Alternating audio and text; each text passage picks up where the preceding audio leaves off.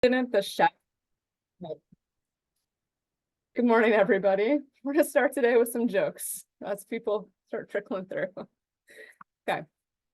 Why didn't the chef slice the cheese?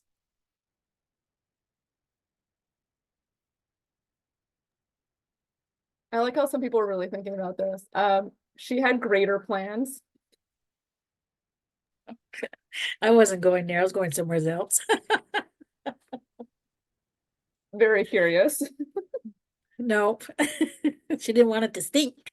Ah. Okay, got some cheese themed jokes here. Why were the two blue cheeses identical?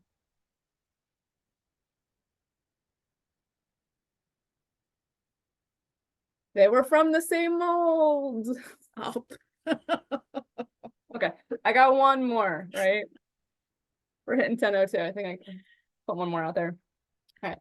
Why was the poor man selling yeast?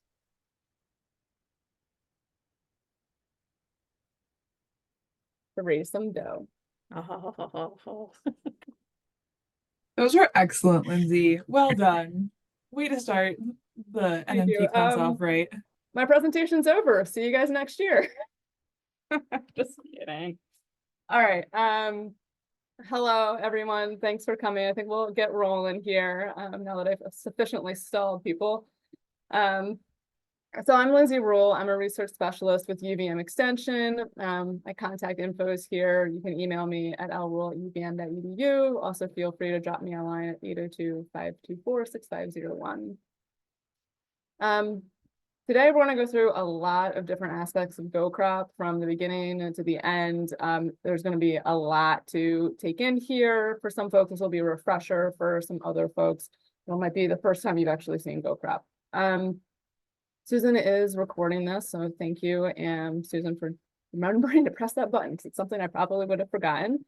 And so this will be posted online later if you would like to go back or have other staff that would like to see it. But also feel free to contact me anytime if you've got a question. So today I just want to go over these three things, which seem like it wouldn't take that much time, but it does. We'll go over how to create an account. We'll become a little bit more familiar with goCrop, and we'll learn some tips and tricks. Please, at any time, feel free to interrupt me. I can't see everybody's faces on the screen, so unmute, raise your hands, put something in the chat. And I guess I know I just said that, but my camera is blocking where I can see if people actually have posted things in the chat. So if we could just be a community here, you see somebody waving their hands or have something in the chat, somebody please help and just say, hey, here's a question, and we'll get to it. All right, I'm going to switch my share screen here.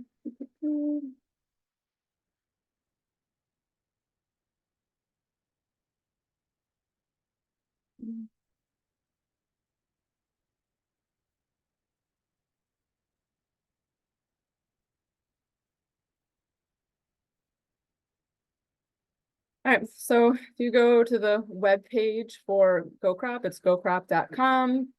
And I should say that goCrop works best in Chrome. Middling in Firefox, I would recommend avoiding Edge. That just does not seem that the forms get populated in quite the same way and can be a little bit frustrating. So if you can use Chrome, I recommend using Chrome.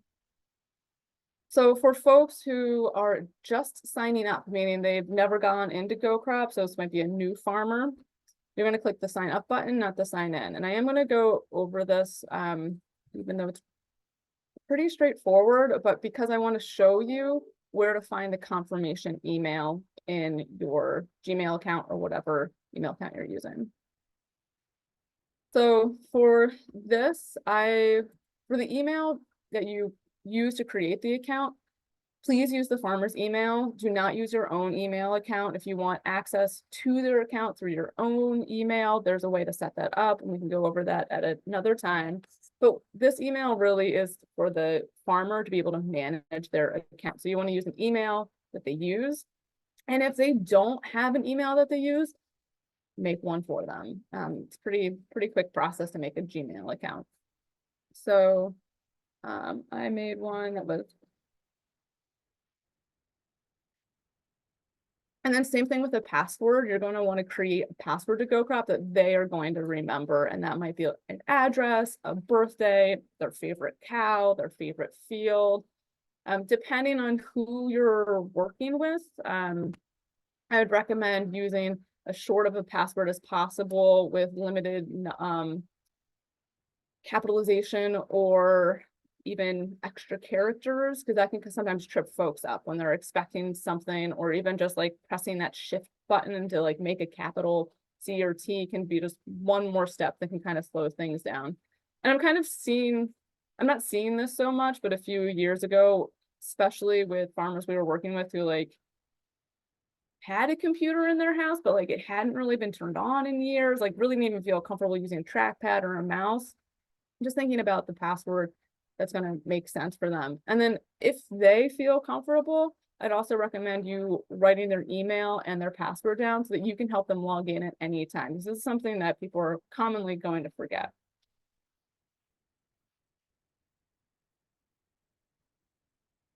And then you'll confirm the password. And you'll write your profile name of the person you're working with. And to put some stock pieces here. One of the things that you'll see in goCrop is that anytime there is this little asterisk means that it is a required field. You will not be able to save the form until that is filled out. So I have to put in a user type. I don't have to put in a farm type, but there's some pre-filled in drop-down menus. If you choose other, that's just what other is. You don't have an option to type in what other is.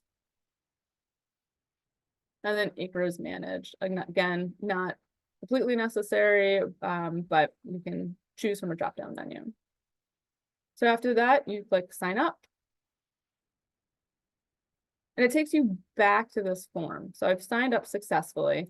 And then I'm going to say, okay, well, I just created my new account. I'm going to try to get in.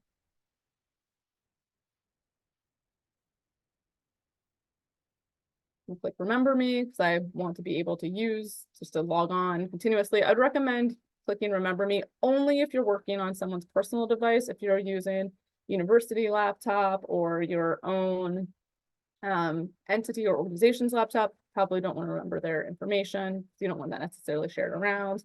And then I click it, login. And I don't know if you can see this, but now I have this pop-up that says you have to confirm your email address before continuing. So there's a hard stop right now where I'm going to pause and I'm going to go to my Gmail account here.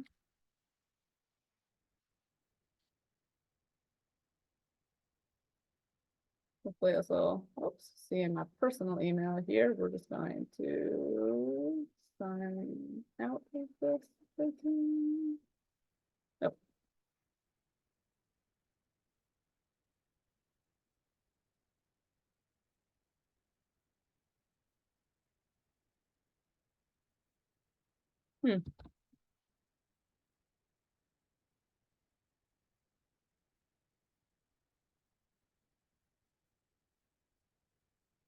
Oh goodness.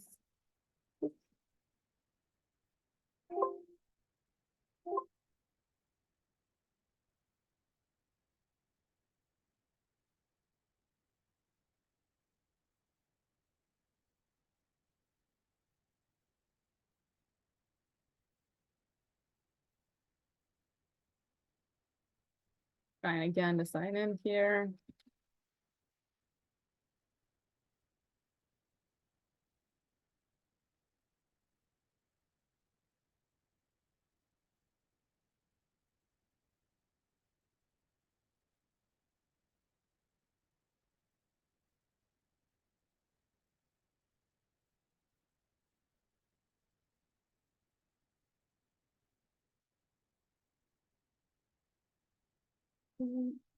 I'm totally blanking on how to actually get to my Gmail here.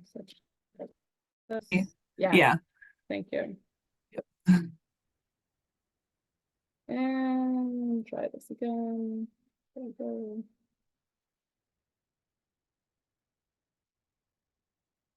Okay, thank you for your patience on that.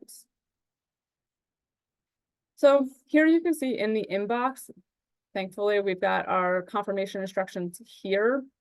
Sometimes in the past, I've seen them go other places, and it might not necessarily be in your spam folder. It might be in the all mail folder. And you can, so if you don't see it in your inbox, make sure to check any of those other folders. And they might not also be in Gmail. And so if it's a different like Yahoo or AOL or an Outlook, just make sure to look for all the, in all your folders if you don't see your confirmation instructions right away in your inbox. So it's pretty straightforward from there. You open up the email, you get your set of instructions, click confirm my accounts, and it'll automatically take you to goCrop. You get a little pop-up that says, hey, thank you for confirming your email. And then we'll type in our login again.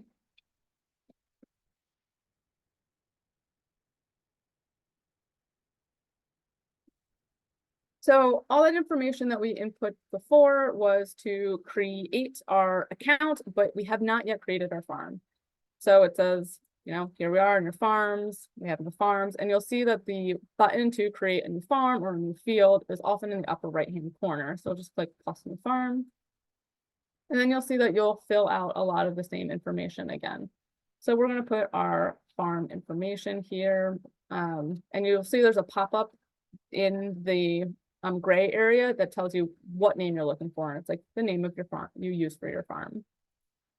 And then again, the contact for the farm. And this might be because maybe somebody else is setting up the account, like the farm manager, but the person who, or the farm owner might be setting up the account, but the farm manager will be the one using goCrop. So we just have a couple of different ways to make sure that we have the contact information that we need.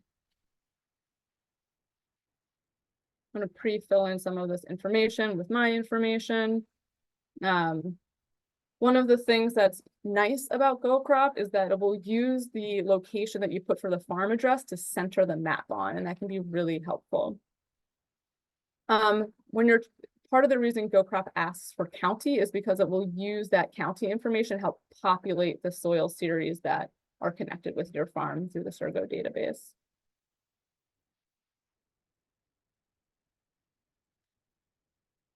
If you have somebody who's working with RCPP or you have a code, I would, a coupon code, I would suggest unchecking, use the Vermont free NMP trial just to use that code in the first session that you're with them when you're setting up their account. Because often what will happen is 3-4 weeks later, they'll be like, why can't I access goCrop? And it's because their free trial ran out.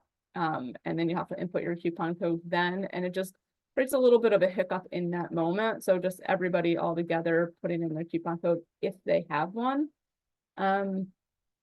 Susan, are you still here?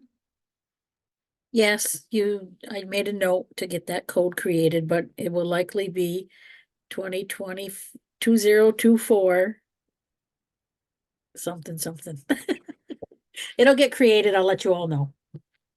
So I think, Susan, part of my question is, sometimes we have a code for folks who are first getting into goCrop and creating their account, but we also have a coupon code for farmers who are updating their account. Yes, the discount codes are the same. If it's, yeah, do you want me to say what they are? If you'd like to, or you can put them in the chat, either Okay. way. I'll put them in the chat. Thank you, Susan. Yep. So in the event that you're updating a license, there is another spot to put the coupon code, and I'll show you that in a moment. But for now, let's say that I'm working with a farmer who doesn't have a coupon code. I'm just going to keep that free nutrient management trial going on. I'll save my farm. So automatically, goCrop takes you to the dashboard. And I'm just going to take a little moment to reorient ourselves to what all is here. So on the left-hand side, we have our main menus, our farm, fields, reporting tools, an area to add our records. We can go back to that page that we were just on to look at all our farms. This is the place where we get our account information, and then we can also log out. Within each one of these tabs up at the top, when you click it, you'll see that there might be some side tabs on the left. So the dashboard, nutrient sources, and equipment are all associated with the farm. There's a whole other set of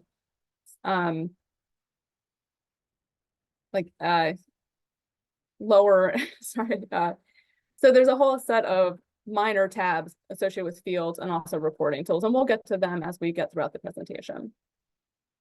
So here we have our farm details. It's centered on our map there. If at any time you need to update these farm details for any reason, you can click the Edit Farm button up there in the upper right-hand corner. In our license section, you can see that we just signed up now and that we have our free 30-day trial. So that's when it expires.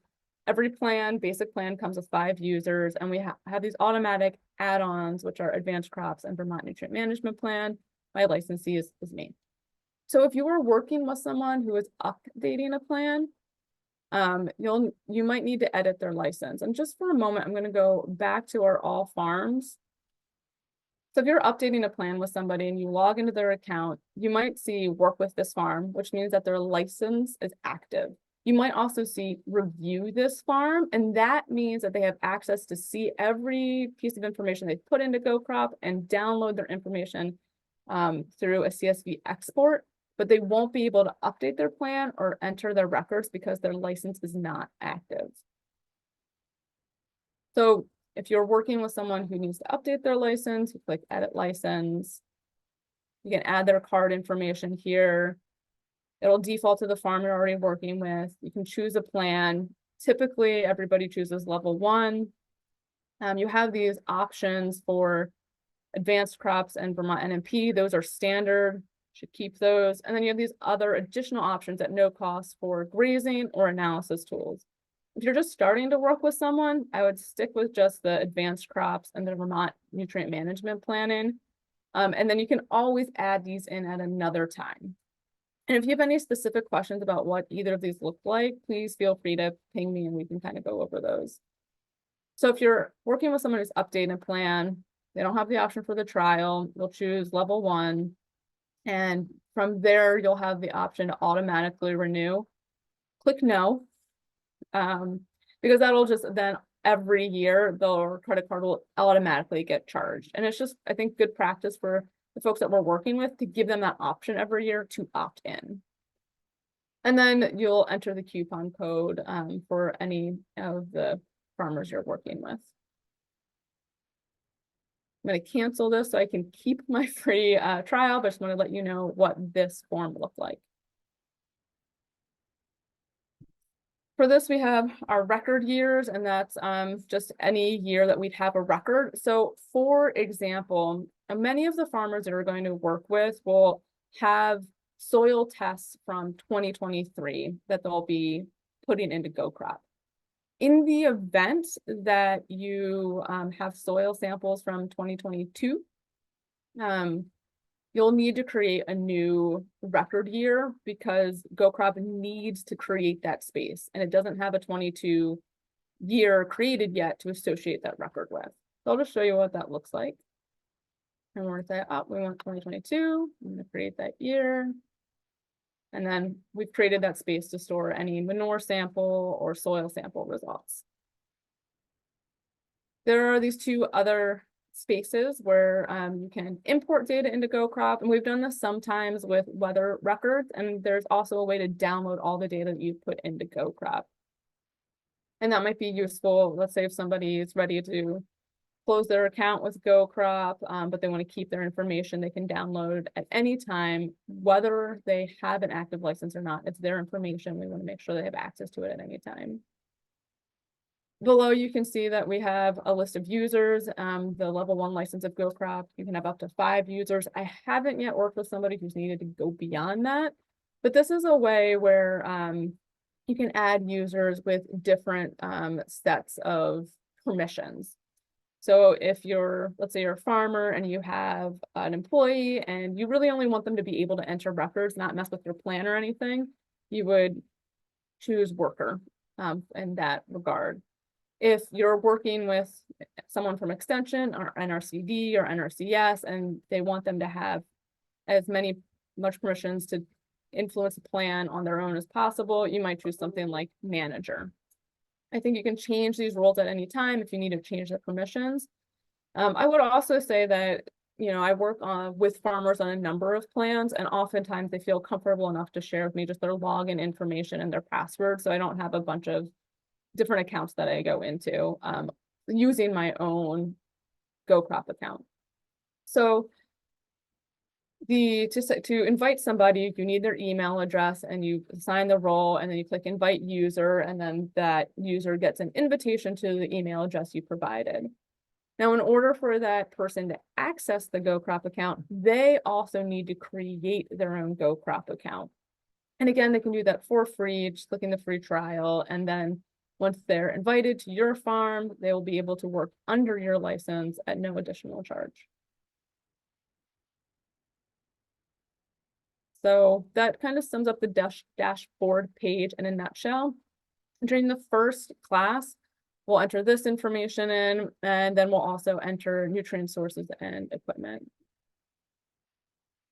So again, it's blank, and we have these three different choices of adding a manure source, a fertilizer source, and a freshwater source. I haven't really worked with anybody yet who's used a freshwater source, but that might be for somebody who's drawing water from a river or a nearby pond to irrigate their fields with. But I do want to show you how to enter a manure and a fertilizer source. So our manure source, again, talk with your farmer that you're working with and what they're going to commonly call the manure source that they're working with. They may have a couple of pits, they may have one, but either way, as a part of the nutrient or the state guidelines, you need to account for every manure source that they're using from their farm. This included since is just something that goCrop uses to know what to associate which years to associate this manure source with, and it doesn't really show up anywhere. So they might have had something from 1970. You can put that in there. You can put something from the 2000s. It's all good. And so for this manure source, it's on site. Say no. You get to choose the animal type from the list of drop downs. And sometimes, right, like, lactating cow and dry cow manure might all go into the same pit or the same stack. It's okay, just pick the one that is the majority of that composition. And manure type, liquid slurry, semi-solid, or solid, choose one of these. And part of the reason why goCrop asks for this information is because I'm using the nutrient management guidelines. Well, here there's a lookup table that, sorry, it's very blurry. Hopefully you folks are familiar with this. If not, you'll get one in your binders. It's also online. Still really blurry. Maybe back here. But there's a lookup table here that generates that has mineralization rates depending on the type of manure you're using, the animal type, and then also when it's being applied, and using that for nitrogen mineralization rate calculations. And then we'll put in an estimated annual total. We had been using an NRCS spreadsheet for this. Hopefully, whoever you're working with NRCS or NRCD might have this for you. If not, it's available. To put that in. So I'm putting in a number there, but there are some resources out there to help generate this estimated total based on how many cows you have, how often they're in the barnyard, precipitation rates, and a number of other factors.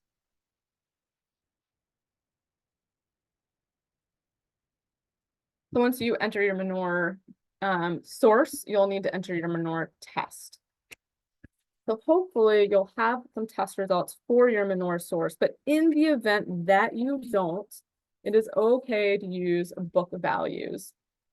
So we'll start by putting in the test date. You can put in the lab that you got it from. It's really up to you if you want to take the extra time and if you want a record of the lab you got it from in goCrop, but otherwise you can skip this. The lab and anything you put in the notes information is not necessarily something that's going to be printed anywhere. But I might just, for the sake of it, put my notes here saying using book values we'll get manure sample results in mid-January. And then we either fill out the information that's on our manure analysis report or from the book values from the nutrient recommendations guides for Vermont. So for here, we'll say this is a slurry. So we're going to go 7% dry matter. And then we'll put in our nitrogen fraction amounts. So one thing that I want to say here is that there's a lot more nutrient values that you'll see on your manure analysis report. What goCrop asks from you here are just the ones that you need in order to meet the state requirements. You can input the rest, but it really is not going to serve any real purpose going forward besides like cluttering up your nutrient recommendations table when we get to the planning section. So I would suggest just staying with these 4 unless your farmer really feels strongly about trying to track those other nutrients. The other thing I will say here is occasionally we see someone like, oh, I've got my inorganic nitrogen, I've got my organic nitrogen. I'm going to add another row and put my total nitrogen in, because normally that's like the first nutrient that's at the top of the analysis report. Please don't do that, because then what ends up happening is that nitrogen gets double counted when you're making your plant applications or when you're putting down records. So just stick with, to start with at least, what goCrop's really asking you for. And with the farmers that I've worked with over the last several years, sticking to these 4 is just working out great. So we're going to put our values in here.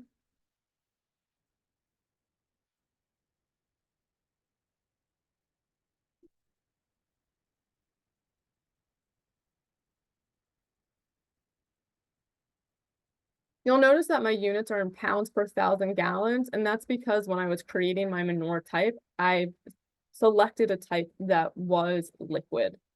If it's solid, and then it would go to then a per ton basis.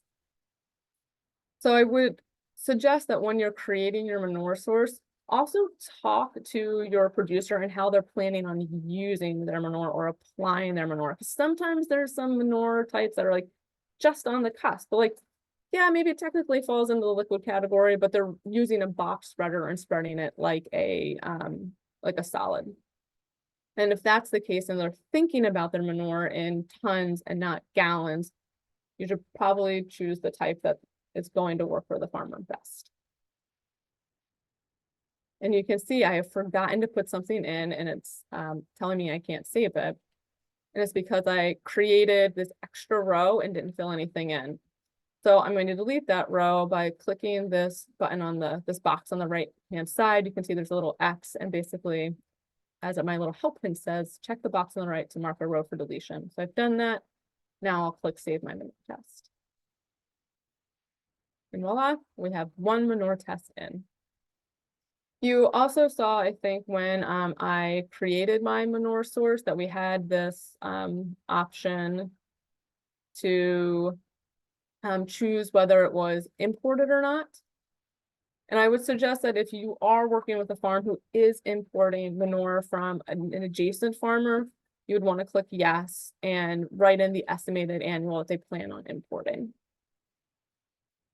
If they are importing, and if they are also exporting manure to pass the requirements for a nutrient management plan for the state standards, they need to have a manure export-import agreement. It's quite simple, and if you need one of those, we're happy to provide one. And in the event that they are exporting manure, the estimated annual total that you'll put here is the amount minus the amount that they're exporting. And then you could put a note saying, you know, actually generate, say, 500,000 gallons, but export 200,000. And again, this note won't show up anywhere. So we've done our nutrient sources for our manure, and then let's take a little quick peek at what our fertilizer is like. For our fertilizer, you'll name it typically what the farmer refers to it as, and this can get a little bit tricky. You know, it's pretty straightforward if someone's saying, oh, I'm using urea, like, great, we'll put that in. But sometimes they might use starter, then they use one starter for grass and one starter for corn. And so when it comes to that, just make sure that you're naming the fertilizer something that the farmer's going to remember and recognize 3 months from now. That is not necessarily just like intuitive.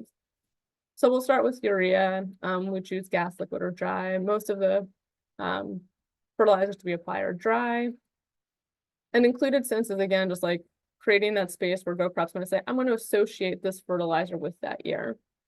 Say 2022. And we have this question if it's an organic amendment or it contains biosolids.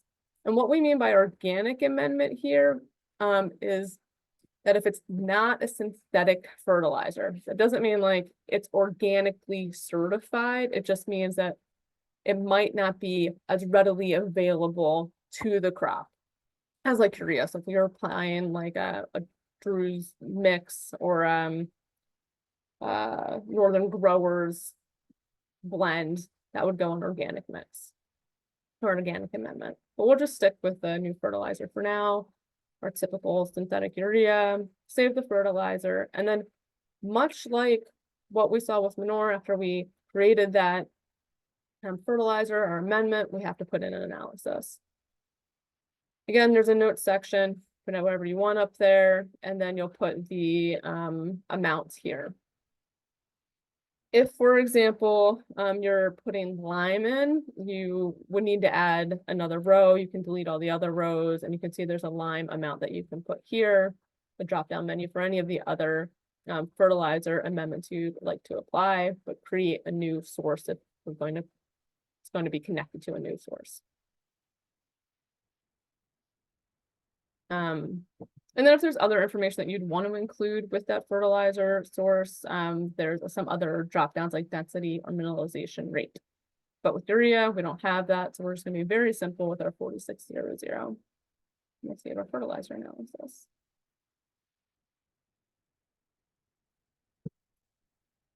So I think that wraps up our fertility sources.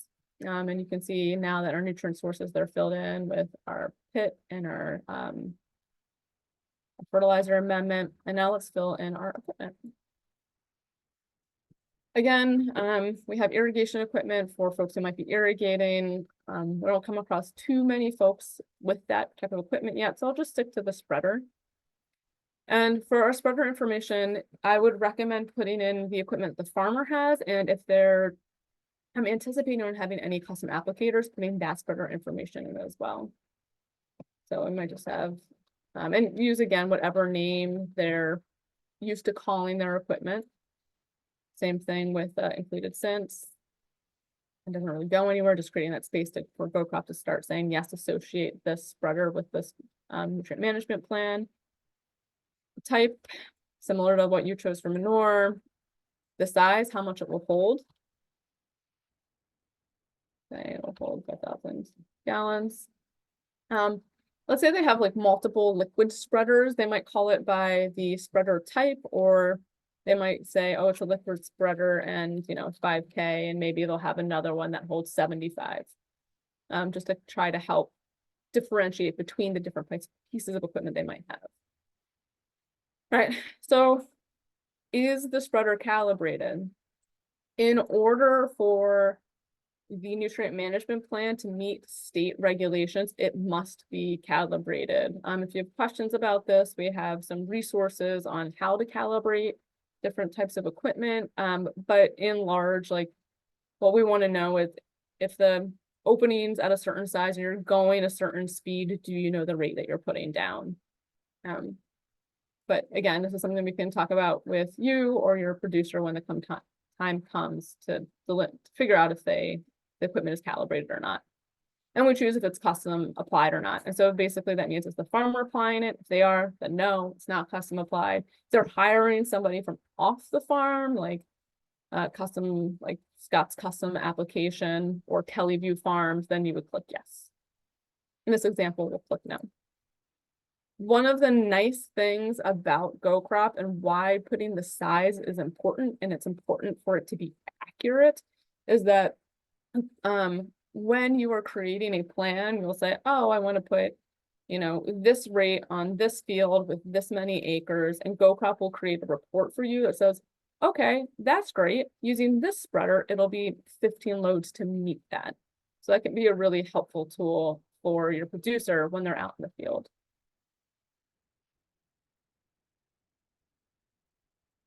So now we've gone through the tabs on our dashboard and we've filled out some pretty basic farm information.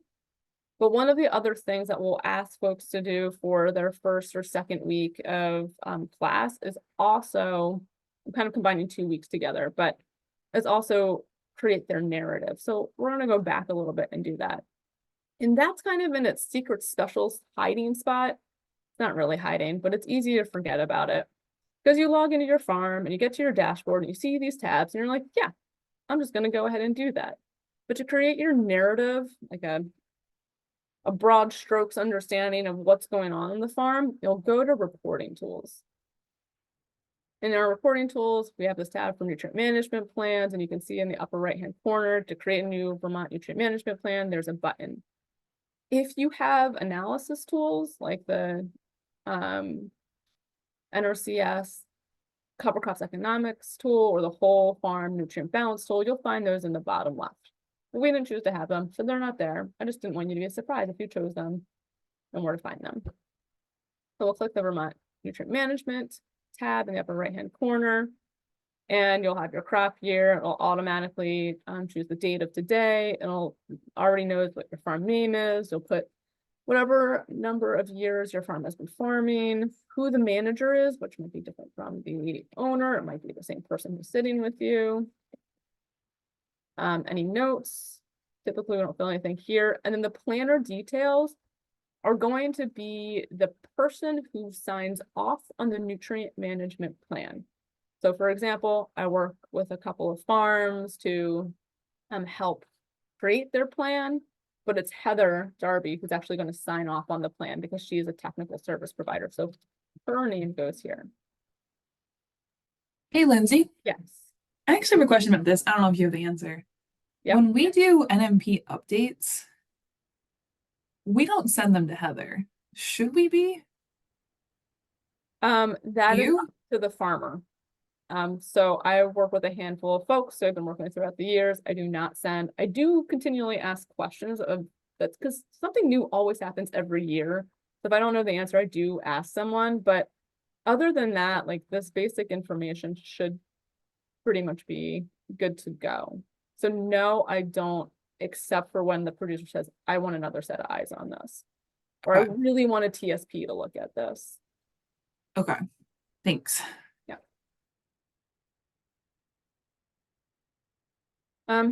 So when you open up a form in goCrop, it'll give you all the information in one form that you're looking for.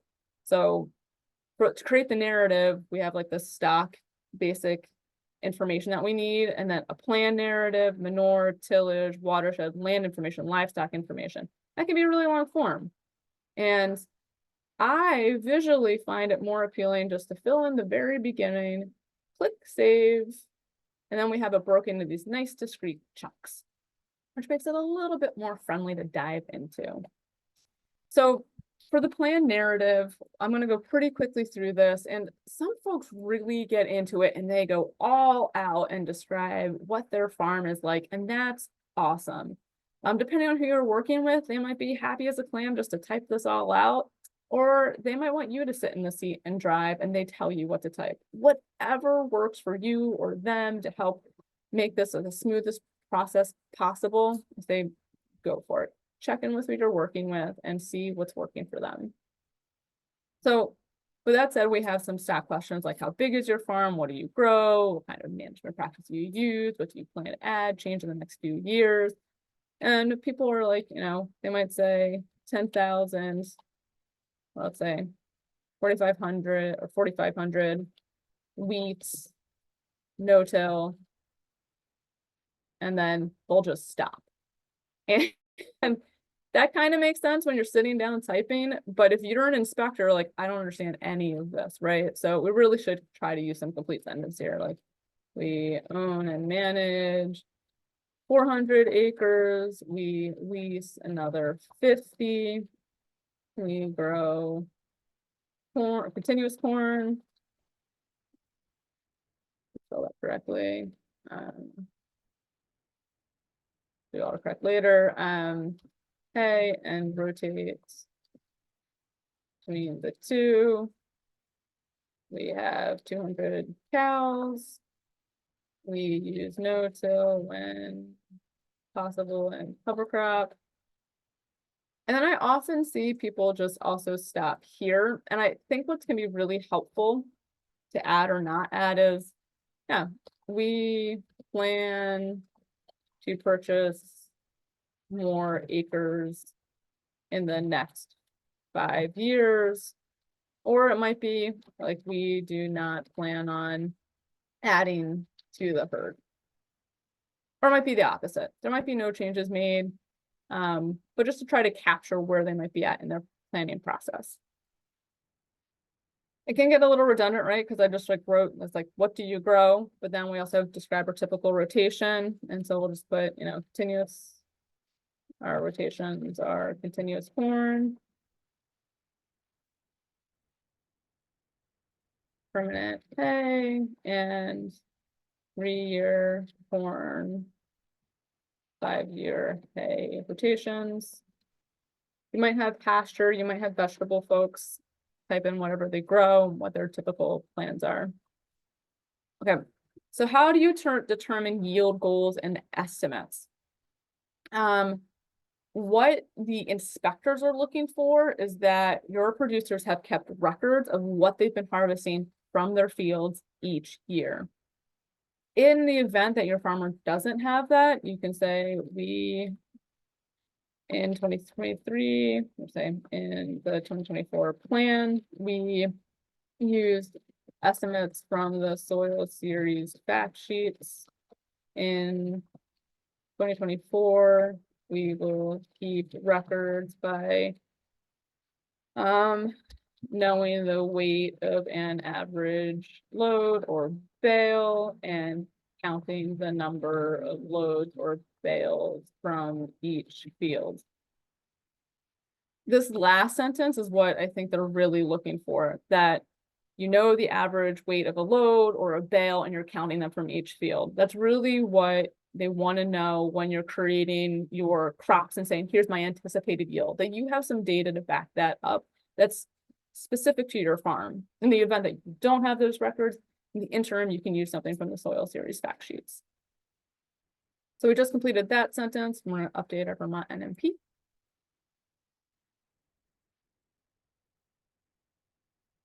And then we enter in our manure and our tillage information.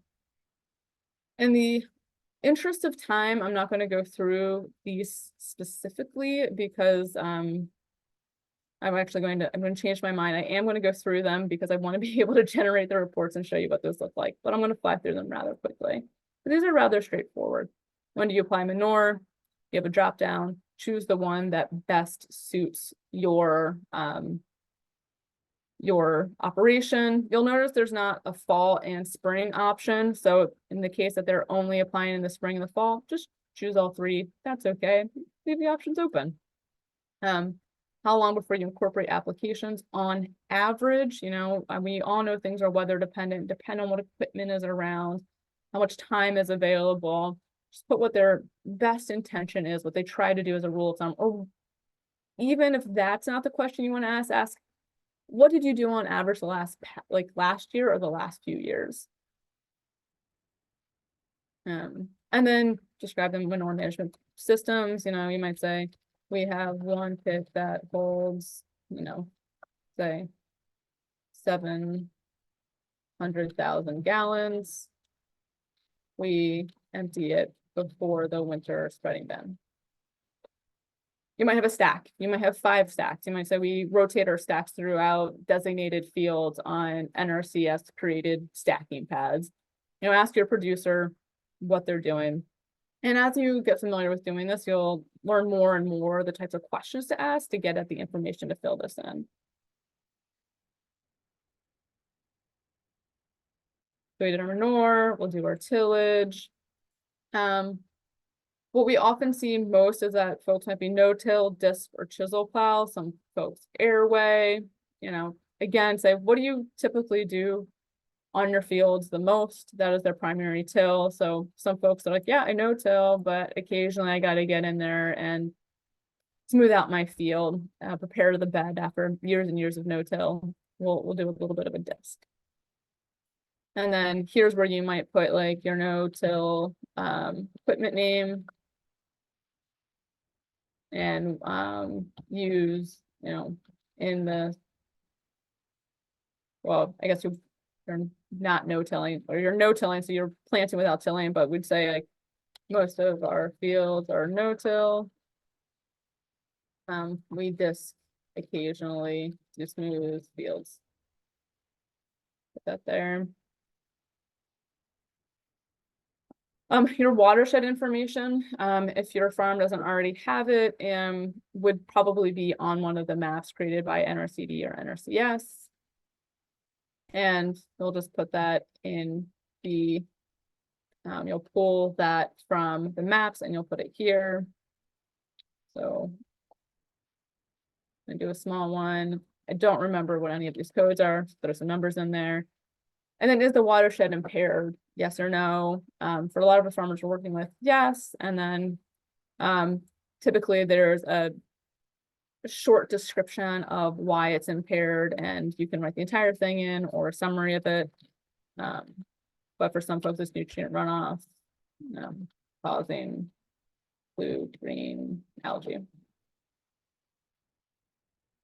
And some folks, it might not be Lake Champlain related, it might be rivers, and the temperature's increasing there.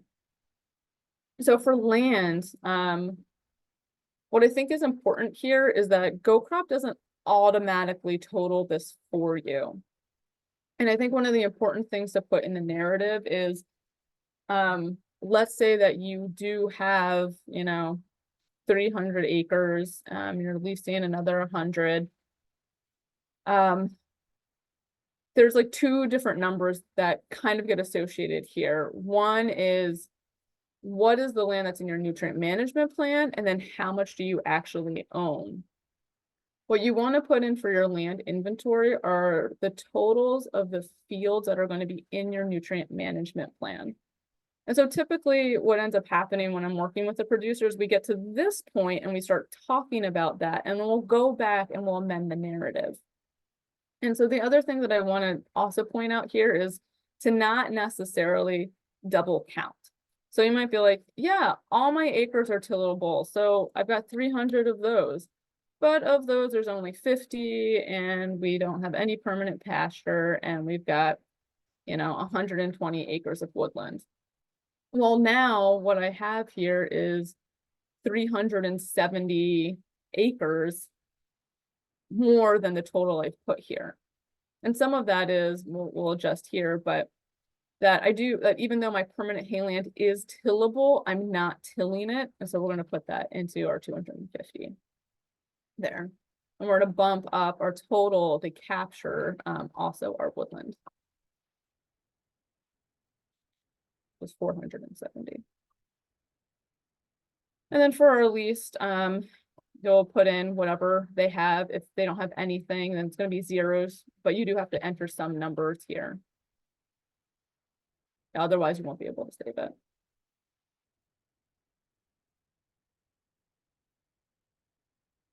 So now it's at this point that I'm going to come back up here in my plan narrative and say, we own and manage 570 acres. But we only have, or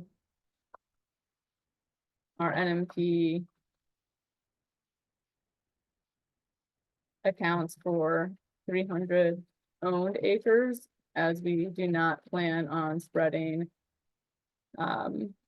fertilizer or manure on the other. And I think this is an important point to talk about right now is that any fields that they plan on putting fertilizer or manure on really should be in their NMP, their nutrient management plan. And sometimes there will be a bunch of information for fields that they're like, well, I'm not planning on spreading there, but it's good to put it in their nutrient management plan because then it can show that they have a larger land base that they could apply manure to if they needed to. And we'll touch a little bit more on that in some of the reports that will be generated. The other thing that'll happen too, like let's say you fill this out and then you go in to enter their manure test results and say, oops, I don't have it yet. This is another place where you would enter that note that you made previously on your manure test, because it's important to include that you're using book values here, because if the inspector comes and they notice that you're using book values as your manure analysis, they might ask you a question about it, which is fine, but you can also just kind of get out ahead of it and say, we used book values in 2024. We plan on getting a new sample in early 24 when the ground thaws. We plan on updating the plan with those new results.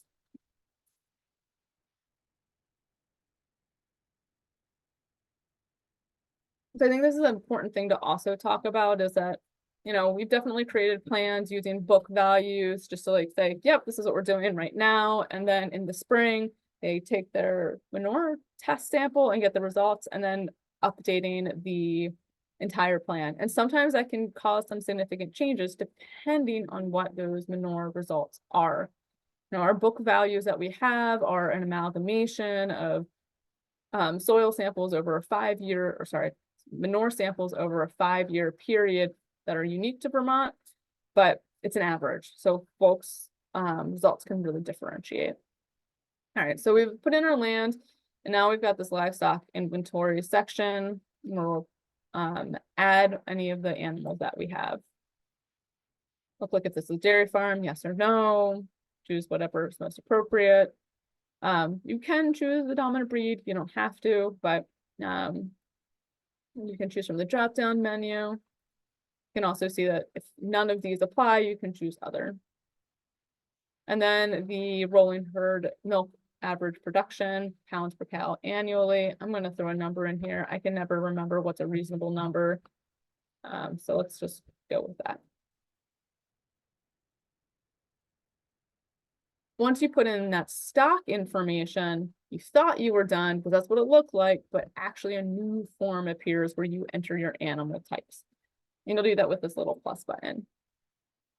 There's a drop-down menu. You can choose from any of these options, and you can really get into as many different categories as you want to. You can also combine them as much as it makes sense. And it goes, you know, it has sheep and swine and veal and horse. I don't think we have an other option, so hopefully whatever they have is captured here. In general, the farmers I work with, we kind of stick to the lactating cow, dry cow, and some amount of, you know, the heifers down to the calves. So for here, we'll put the present number.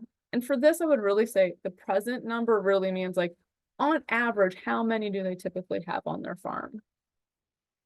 So in this example, we'll say they have 200, but maybe the maximum number they could have given their operation, their land base, what their barnyard looks like, it might be like they could actually expand and actually hold and have enough space for that. We'll put in the average weight of a dairy cow, how much is produced per head per day. Again, just put in a random number in there. They're always confined, so if they have any pasture at all, you'd say no, and you can also choose the grazing type. You only have 2 options here, which is continuous or management intensive. Whichever one best fits their description is fine to choose. And then the stocking rate, how many cows per acres do you have?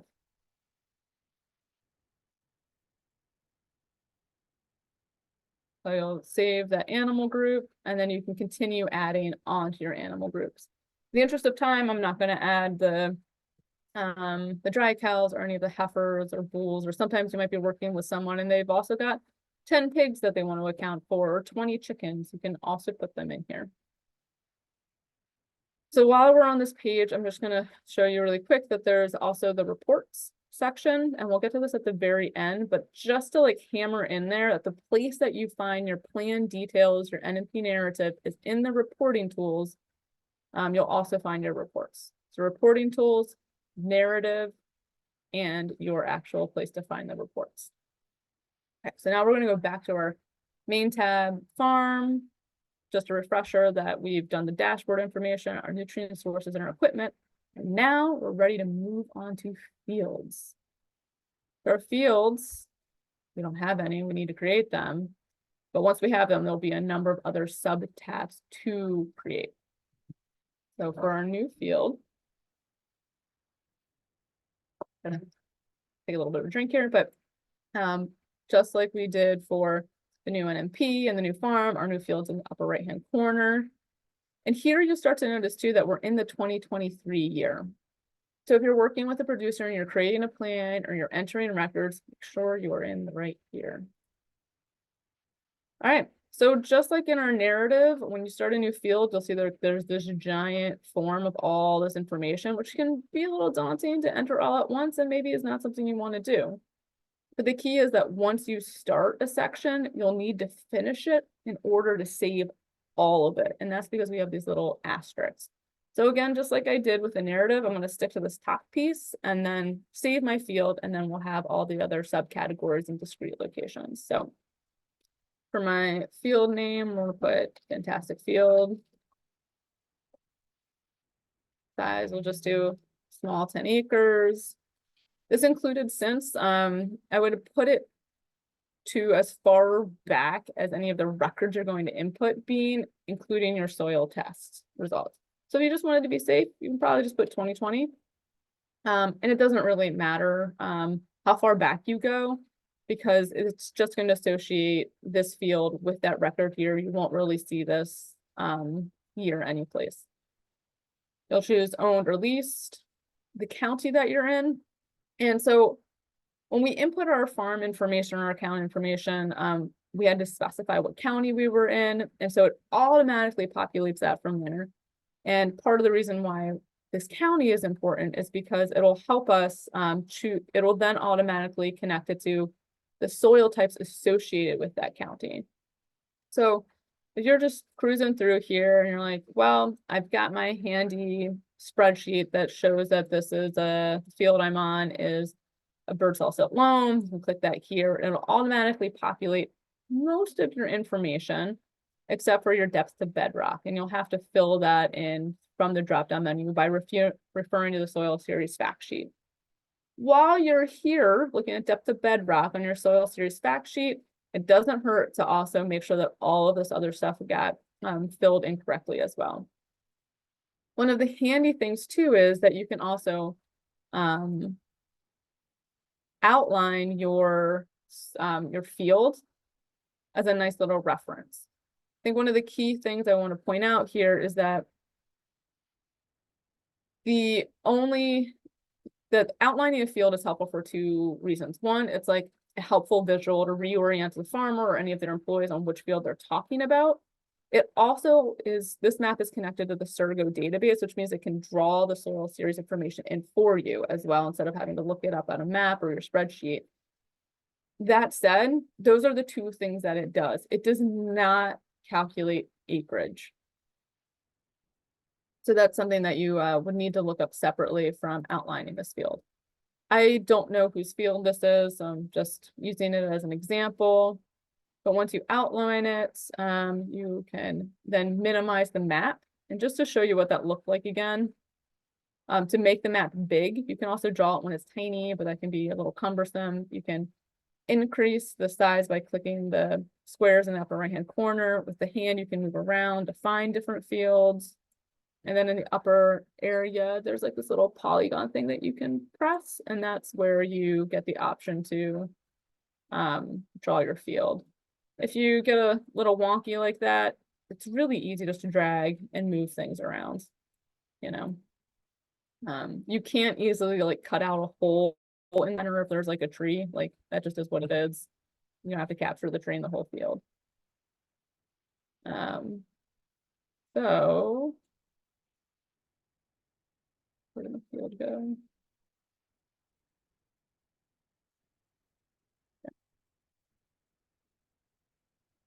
We have our field there, and now we have this button that pops up that says, oh, you can fill it based on the area, which is handy. And so based off of the field boundaries that I drew, it associates it with Messina stony loam. And again, we still have to choose depth to bedrock.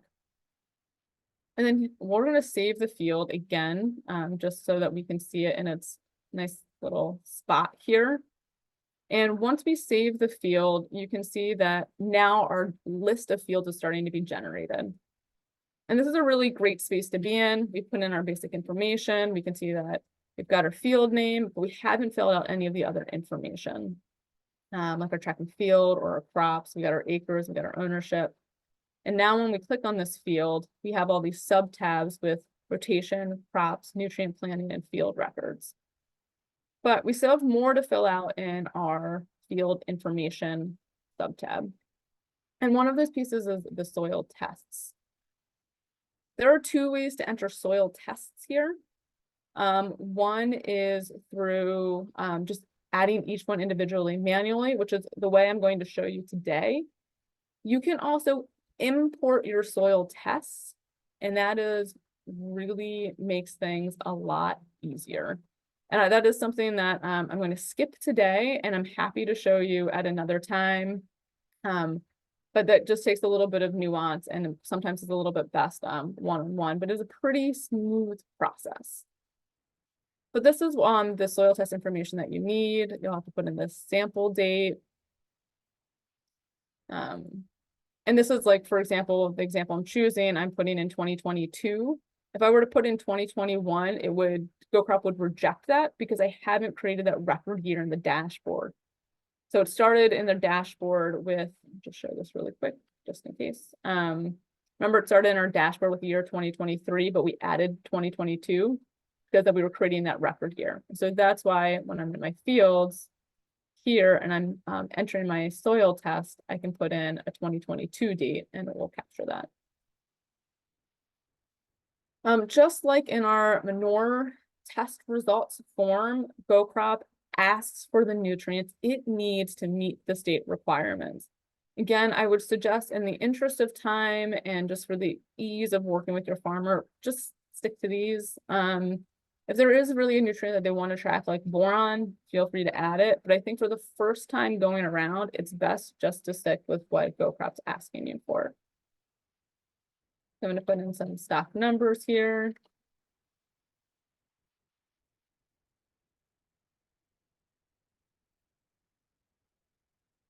And we'll save the soil test. If you do, just like in the manure test, if you do want to add something, you can add another row and you have a drop-down menu to choose from.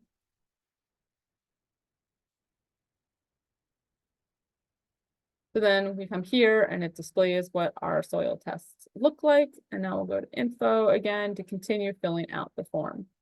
So this next section, the Vermont Nutrient Management field details, again, are largely to meet state requirements and are mainly about the phosphorus index here. So you'll enter this from your map. And we'll take a moment to talk about vegetated buffer widths here.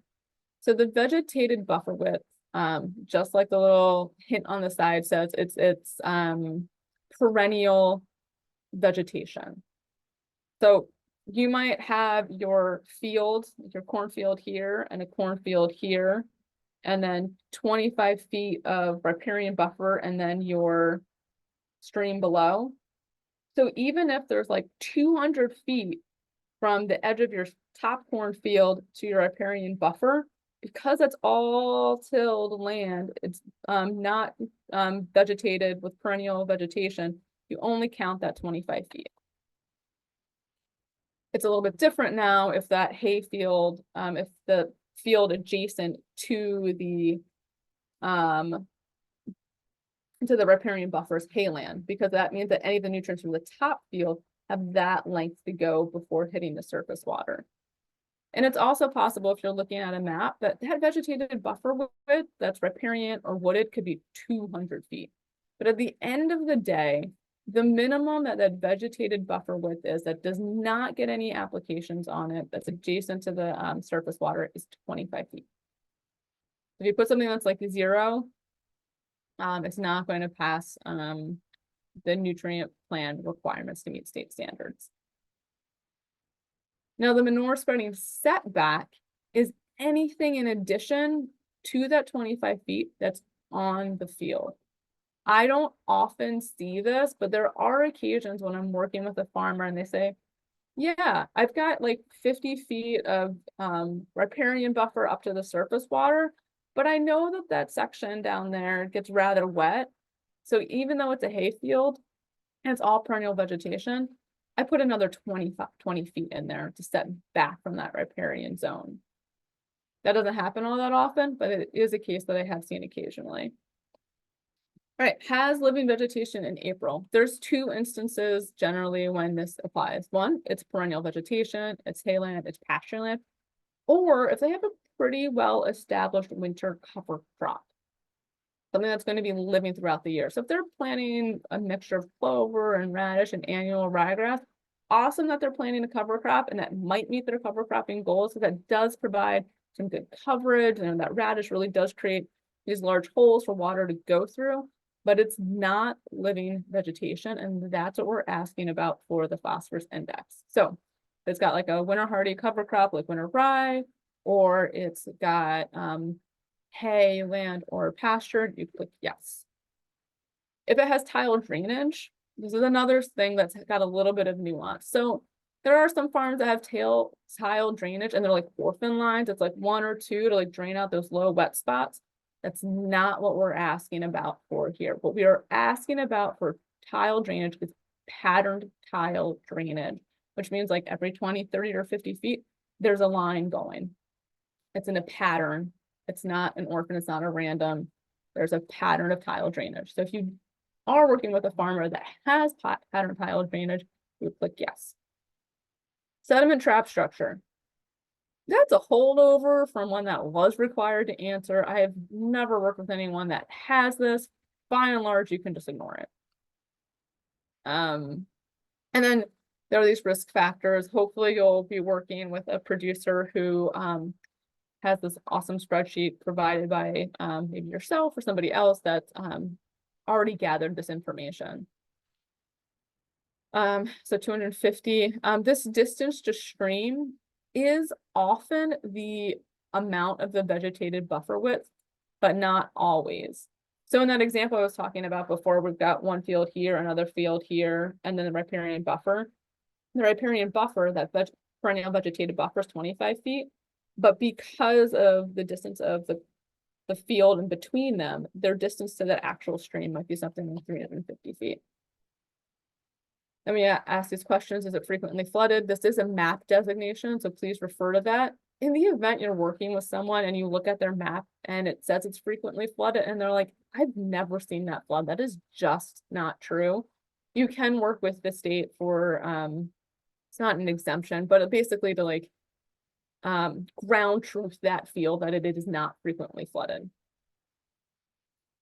The N leaching index, this is something that also gets drawn from a map. And I think it's really important when you're filling this out with your producer to say, the N leaching index is based off of your soil characteristics. It does not have anything to do with how you are managing it. It's just how quickly nitrogen can move through that soil profile. We're not saying that management doesn't impact nitrogen moving through or off your field. We're just saying that the nitrogen leaching index is not designed to capture that.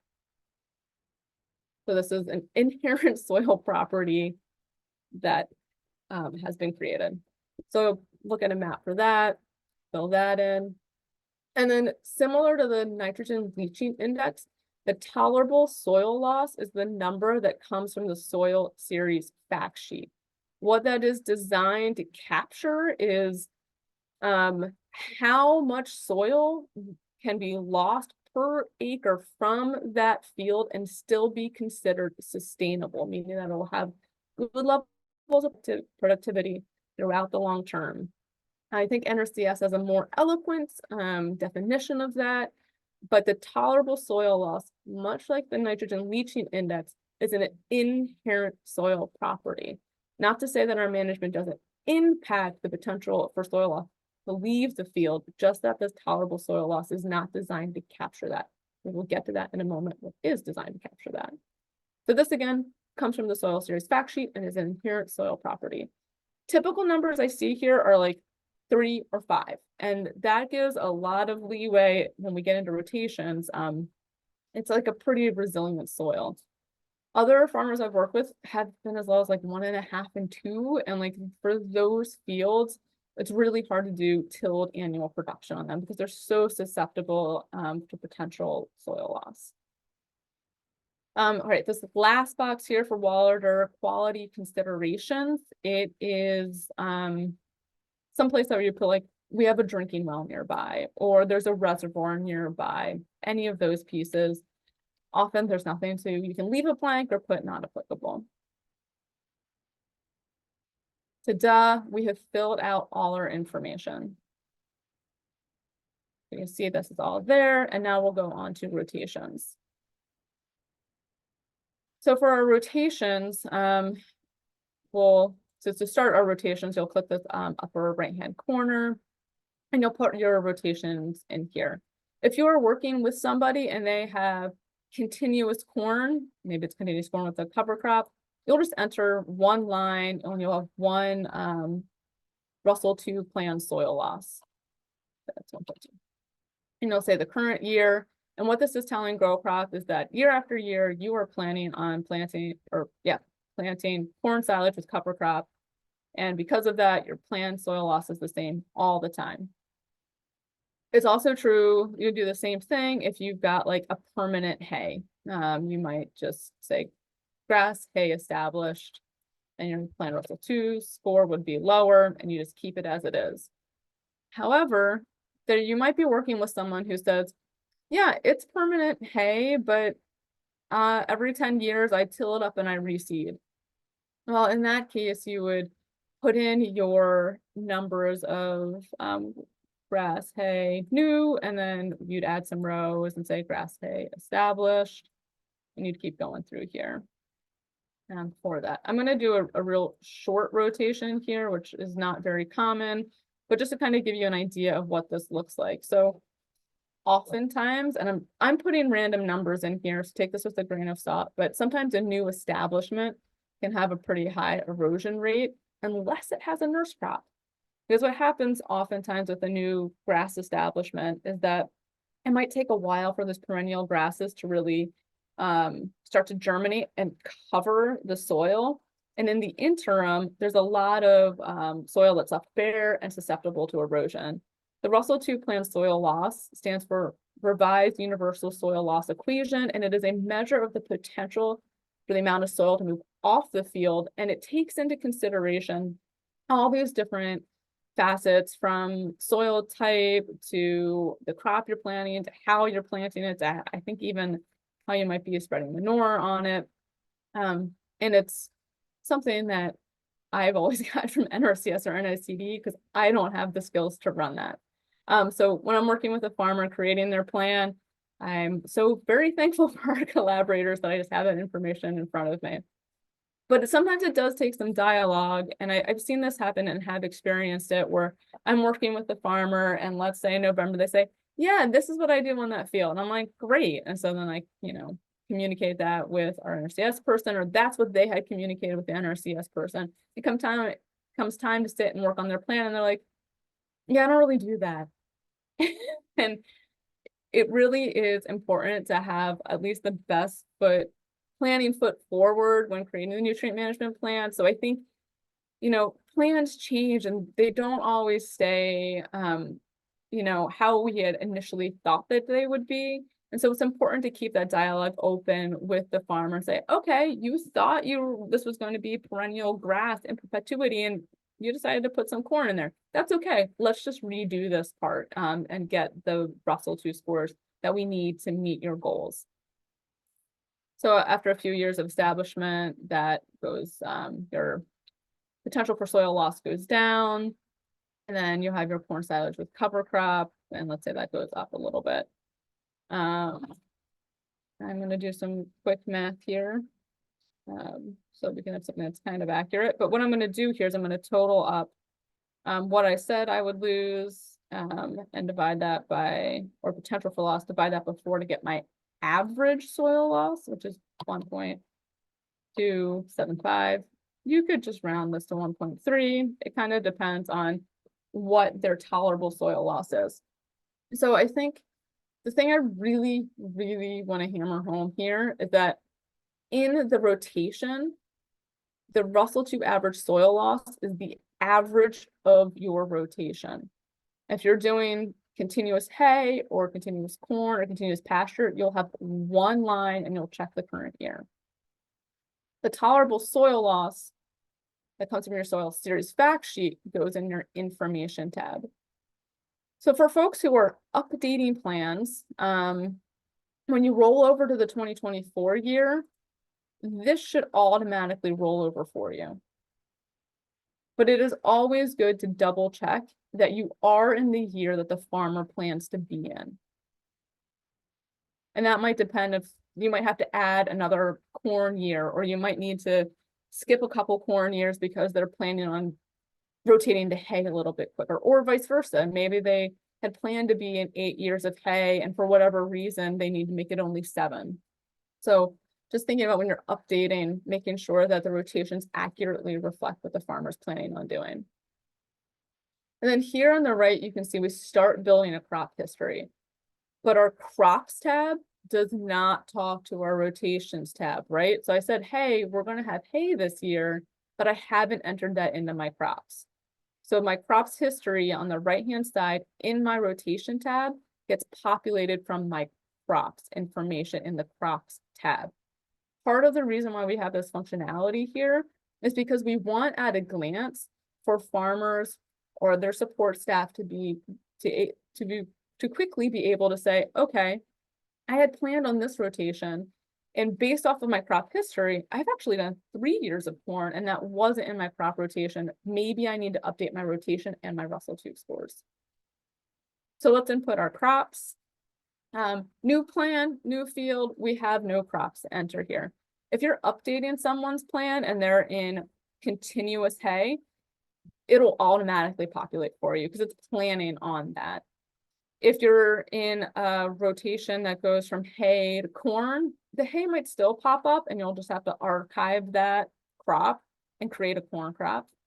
If you're in a continuous corn situation, it will not tell you, it will not automatically populate that crop for you. You'll have a button that says copy crop. So we're gonna add this crop here. And this is very important here, that the first dropdown you see is type, and it's annual or perennial. And this is the distinction that tells goCrop whether to just keep sliding it in there year after year, or give you the option to copy the crop. I would just stick with whatever that crop is. If it's corn, choose annual. If it's hay or pasture, choose perennial. And I know I'm referring to corn and hay a lot, and I know there's a lot of other crops out there, but those are just the ones I'm like most familiar with. So here again, because we're using forage, you'll pick the one that is most relevant. And you'll also notice here that it's not a 1-to-1 from what you saw in your rotation to the crop drop-down menu here. Pick the one that's most relevant. You know, for my rotation, I had hay new, hay established, but for this, we're just going with hay. And here you have the option to choose, is it for harvest, grazing, or cover crop? When you are first starting out working with your producers, I would just ignore cover crop. I would not put in a type, like I would not try to manage for your cover crops in goCrop specifically, right? If we were doing that, then our crop type, you know, might be clover, and then we would say cover crop, and it just opens up this whole other management piece that is not required to meet state standards. And so I would say just err on the side of not including that. That's kind of more like an advanced level thing. For the purposes of just meeting what we need to meet for the standards, you're really going to be choosing harvest or grazing. So for our perennial hay, we'll choose harvest. We need to put a legume percentage here because this impacts the automatically generated nitrogen recommendations. And for this example, I'm going to say that I've got 20% legume. And just to be clear, I think that this is really important to discuss with your producers how much legume they actually have out there, because it does impact nitrogen recommendations. The cutoffs are 0 to 30 for the highest nitrogen recommendation, 30 to 60 for a medium nitrogen recommendation, and anything over 60 has a really low to no nitrogen recommendation. And that's because the idea is that the more legume there is in there, the less nitrogen you need to apply, because you're letting the legume do your work for you. And in some cases too, if you're applying nitrogen in a legume grass mix, you're actually favoring the grass production over the legume production. And that's not really necessarily the best for the forage quality that your producer might have as a goal. All right. Surface covered percentage. This is also important. It plays into the P index. We have this little blurb that's like, if you're doing annual production, that's often 15%. And if you have perennial production, typically it's something around 80. Now here in the cultural practices, we have a suite of options to choose from. And this is really helpful for at a glance for each field when the report is generated to see how it's managed. So, in rotation, we said, oh yeah, we would plant corn silage with cover crop. And if our crop here that we were showing was corn, then we would choose cover crop here. For my perennial hay, I know that's perennial, but if I do reseed, I'm going to like frost seed or something like that. So I'm going to put no-till. And I'm also, when I establish my perennial crop, I use a nurse crop. The vining or high canopy or mulch and living row cover is typically used for vegetable production. You can make any notes you want to about this field here in this section in the crop, but again, that won't show up anywhere. Kate, I see your hand. I have a question about legume percentage. So we have a couple of farms that we work with that do like 5 years of corn and then 5 years of hay, but they start that by planting just alfalfa. And then like throughout the years, it progresses to be less legume and more grass. Mhm. Do you put that in as like multiple different steps of a rotation? Or do you just like average the legume percent across those 5 years that it's in this legume alfalfa hay mixture? Or like, how's the best way to put that into goCrop, I guess is my question. Well, that's a super good question. So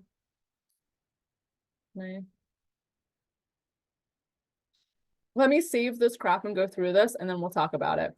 But I like that question a lot. Sounds good. All right, so just really trying to be quick about this. Again, here established, just want to tell goCrop where to put it. I'm going to put 2022. We're not going to reseed this year. If you do click reseeding this year, it does change the nitrogen recommendations. So, and this is just to say that when you're filling out the crop, again, it does not talk to the rotations tab, and the information you put in the crop information helps generate recommendations. So this is something to catch too, especially when you're updating, because they might have started their plan and reseeded a bunch of fields and they had yes, and then it's year one. You're gonna have to go and manually say, no, we're not reseeding this year. Our hay harvest, we will harvest more than once. For corn, it would be only once. And then our total anticipated yield would be, let's say, 4 tons per acre. 4 tons per acre is the average yield that from hayland that's taken across Vermont over the course of a season. If you ideally you have records that you're working with. If not, you would pick up this number from one of the soil series fact sheets. Okay, so Kate's question, how would you handle the situations, right, where you start out with a lot of legume and then over time it decreases to a mix? So I think a couple of things. One, in the rotation is it's up to you and how detailed you want to be here, I think. But there is an option here for grass hay established, or you can say grass legume mix. And I think that grass legume mix can really span a wide diversity of percentages, whether that's 10% legume and 90% grass, or the other way around. So for the instance of the rotation, I think you could just do grass legume mix in the rotation tab. But in the crops tab, because it does impact the nitrogen recommendations, you can change the the legume percentage in the crop year after year, and it will still save the previous year. So I'm gonna go do this thing a little earlier than I was expecting to, but I think it will be helpful. So I'm gonna go back to farm, and the thing I'm gonna open up now is 2024 years. And the reason why I want to do that, if we come to the field here, I only have 22 and 2023. If you're working with producers in 2024, goCrop knows that it's 2024 and will already create that year. But we're gonna live in the future for a moment. So I'm gonna go back to farm, and we're gonna add our 2024 year. Just leave it there. And now we're gonna go back to our fields, our fantastic field.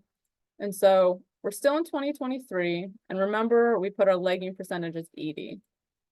But if we bounce to 2024, our hay still stays here because it's a perennial crop. If it were corn silage, you'd see this button here that would say copy crop from last year, which is really helpful, especially if you've been working with a farmer for the whole duration of a 10-year rotation and they're ending their corn and going back to their original hay rotation. You can like add a crop and you'll have the year to choose from where to add the crop. Anyway, my point to this, coming back to Kate's question, is now let's say, you know, it went from choosing 2023. So we chose a legume percentage of 20. I'm going to change that to 80 here. And it saves it for 2023, the year that I'm in. But when we go to 2024, it has it in 80 because it's like we're just updating it from the previous year. But we can choose 20 here because we're in 2024. We're in 2024, we've got our 20%, and now we'll go to 2023, and we have our 80%. So you can keep your rotation the same and change your legume percentage over time through your crop.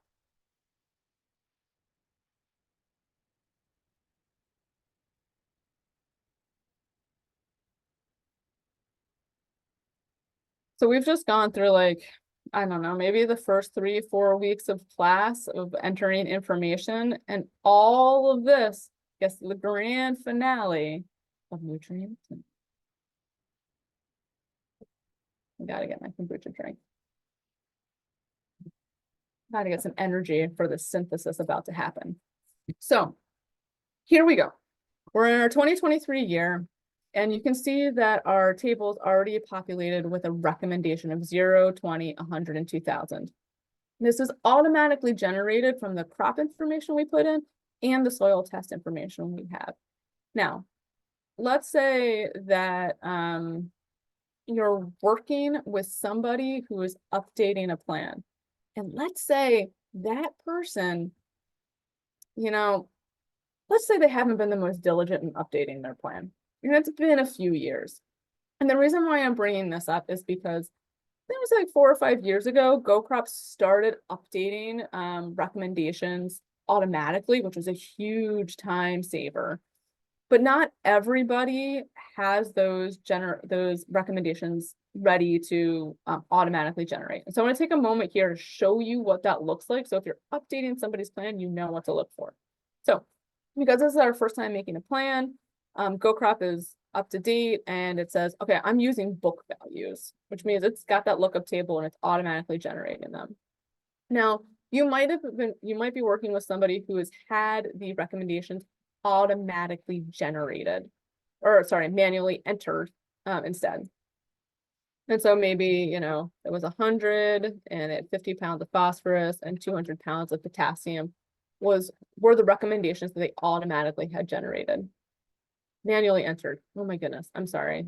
Just wish we could edit this out of the recording. So maybe 5 years ago, they manually entered their recommendations. And what that looks like now then is when you go in to look at your crops information, it says using custom values. Overall, you're not going to want the custom values. You're going to want the automatic generated recommendations. What's nice about this is that anytime you import a soil test, it'll draw from the most recent soil test and re-up those recommendations. Anytime you change your crop, it'll automatically generate those recommendations. Because what used to happen, right, is anytime you had a new soil test or changed your crop, you'd have to manually enter those recommendations. That's not the case. But if you do see someone who has using custom values, you'll have to come here, edit their recommendations, and then delete all of the manual values with that X button. So then you just have blank recommendations, nothing there, and you'll say update crop. And what that does is it tells goCrop to automatically generate the recommendations. And now we have using book values. So I will say, and I have been there, and I'm sorry for anybody else who has to go through this, but I have worked with goCrop folks who, you know, when we were in that transition period, had 50 fields, and I would have to go into every field, every crop, open up every one of those recommendations and delete every single manually entered recommendation so it would automatically generate. It's annoying, but it will save you so much time in the long run just to get that done. So that's one thing to look out for when you are updating recommendations. And I would also say in that annoying vein that I am probably one of the more annoying extension staff to work with when I'm helping someone initially create their plan. Because, you know, you might be working with someone who has 20 and 30 fields and you're asking them the same information every single time. And so, you know, I try to work with a producer and acknowledge that it's not that fun, and just say like, look, I know you might tell me that you really do plant grass on all your fields, but I'm going to ask you for every single field, because sometimes there's that one that doesn't get planted in grass or has a legume mix, and it's not always as, I often find that there are more nuances to create a nutrient management plan than can first be assumed. So just to do the thorough due diligence the first pass around, so you're capturing any of those field to field differences. So we went over some update stuff, and now we're back here where we have our nutrient recommendations. And I'm just going to describe just this table a little bit before we go on to everything else, but you can see there's this little help tip that says, oh, you just need to press this little black arrow to see more information about that. In general, if you're planting one crop, your recommendation is just going to be for the hay or your corn. Don't spend too much time there. But if you did have past years recorded applications, you would see that here for 2022, 2021. In the event that you are working with someone who is updating or otherwise transitioning from a sod rotation to a corn, you'd want to capture that here. And the way that you would do that, let's say we'll just go through that quickly, is that you click the orange button. It says, hey, here's the information you need to fill out. You'll click the orange button again, and you'll say, actually, I'm going to use an estimate because we're going from a grass that's high yielding to corn, and it'll automatically generate a nitrogen credit for that will carry out throughout the years based off the nutrient recommendations guidebook. In general, for manure, we use manure application data from 2022, and really what that's saying is, oh, we're pulling from your records, the actual manure that you put down in this field. So let's say we did this, and one of the things I think you can see up at the top is that because I've gone into a historical nutrient credit, it's actually opened up another tab. And if you do this for enough fields, you'll just have a whole browser full of tabs, which I feel very comfortable with in my daily life. I have like 6 browsers, and each browser has 60 tabs. But let's not do that, because it's going to get too cluttery for this one instance. Let's be, you know, digitally clean here. Close that tab. We're back at our nutrient management table, and you can see it didn't come through. It's because we need to refresh our page. So we'll click that refresh button here, and now we have our past year's management.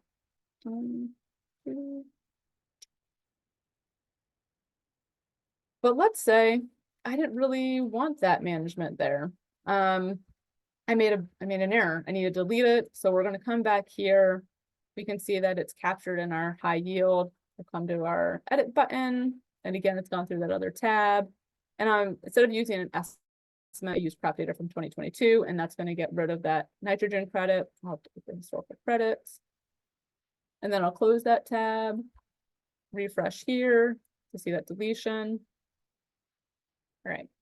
So we're now in this section where we can apply any manure applications or planned manure applications or fertilizer. I've set up a little bit of a tricky situation for us here because right away you can see that we actually don't have a nitrogen recommendation. And general rule of thumb is that you can apply 10% over the nitrogen recommendation, but 10% over 0 is still 0. So I'm going to backtrack and change that so we can put a nitrogen recommendation in and still be within our standards. So to do that, I'll go to crops. I'm going to come here and I'm going to bump this down to say 35, our medium nitrogen recommendation. And now we'll go back to our nutrient planning. And we're still not there. So this would be like, why is this happening? Didn't save it. Let's try again. Because I changed the surface cover. And see, this is important. I went too quickly.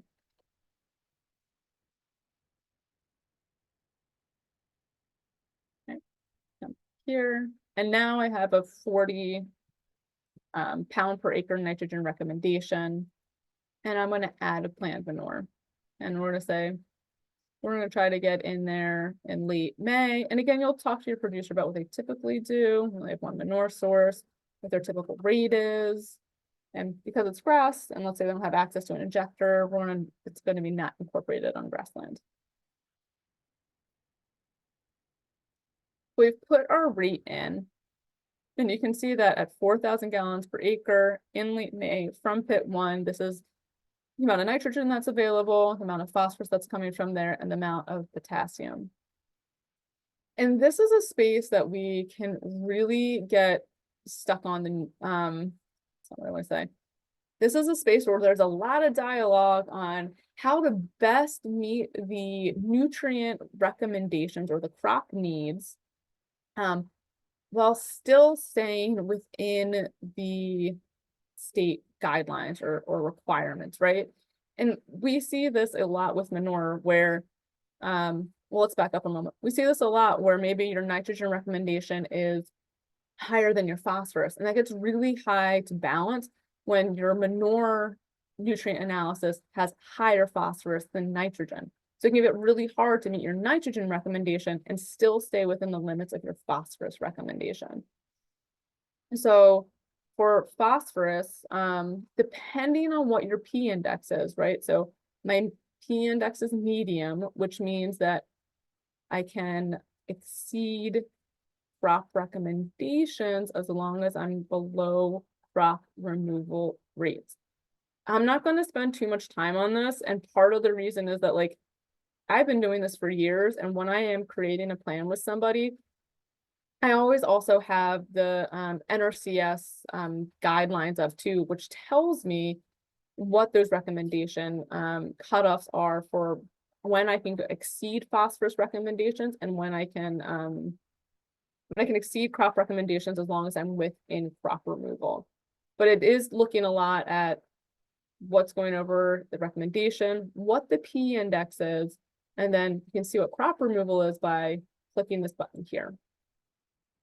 So because my P index is medium, it's okay that I'm going over my phosphorus recommendation because I'm not exceeding crop removal rates. Now, there are a couple of ways that we can really pump up the VT P index. And let's say that we were like, okay, I'm just going to put on more manure to try to meet my nitrogen recommendation, and we'll see what that would look like. So we'd need about twice as much to meet that crop recommendation for nitrogen. So what does that look like for us? So if we apply at 6,500 gallons in one application in late May, now we're a little bit exceeding the nitrogen recommendations, but we're still within that state requirements of being less than 10% over. And we're now 37 pounds over our phosphorus recommendations, but still less than crop removal. And what does our P index look like? Well, now our P index is high, right? And so what the P index is trying to account for is the potential for phosphorus to move off your field. So when we were a little bit above crop recommendations, but fairly below crop removal, our P index was medium. So for this, I'm just going to move this back down to, let's say, our 4,000 mark. And let's say our farmer instead wants to plan on meeting that nitrogen requirement later in the season with fertilizer. And they're just going to apply urea because they know their field doesn't need any more phosphorus. And why pay for those nutrients to import on the farm if you don't need them? And so let's say they're going to do this in June, their urea. And we'll do a low rate here. And they're going to put it as a top dress. And again, they'll incorporate it. And this could also be true for corn. There might be like a spring manure application that's injected and tilled.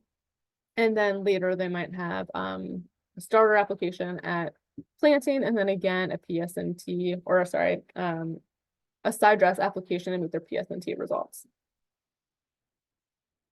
So here we see that I have exceeded my fertilizer application, or my nitrogen recommendations with my fertilizer application. And then this becomes like a conversation with your producer of, well, can you actually reasonably, feasibly only apply 50 pounds per acre of urea? Is that something that you would do to try to meet that nitrogen application? And they could. And that might be like the lowest that they could go. And then we're still over the nitrogen recommendation to stay with in-state standards, because the nitrogen recommendation go over 10% of 40. So that's 4.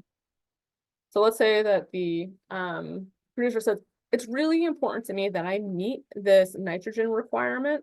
I'm already over on phosphorus. So let's back off on the manure application.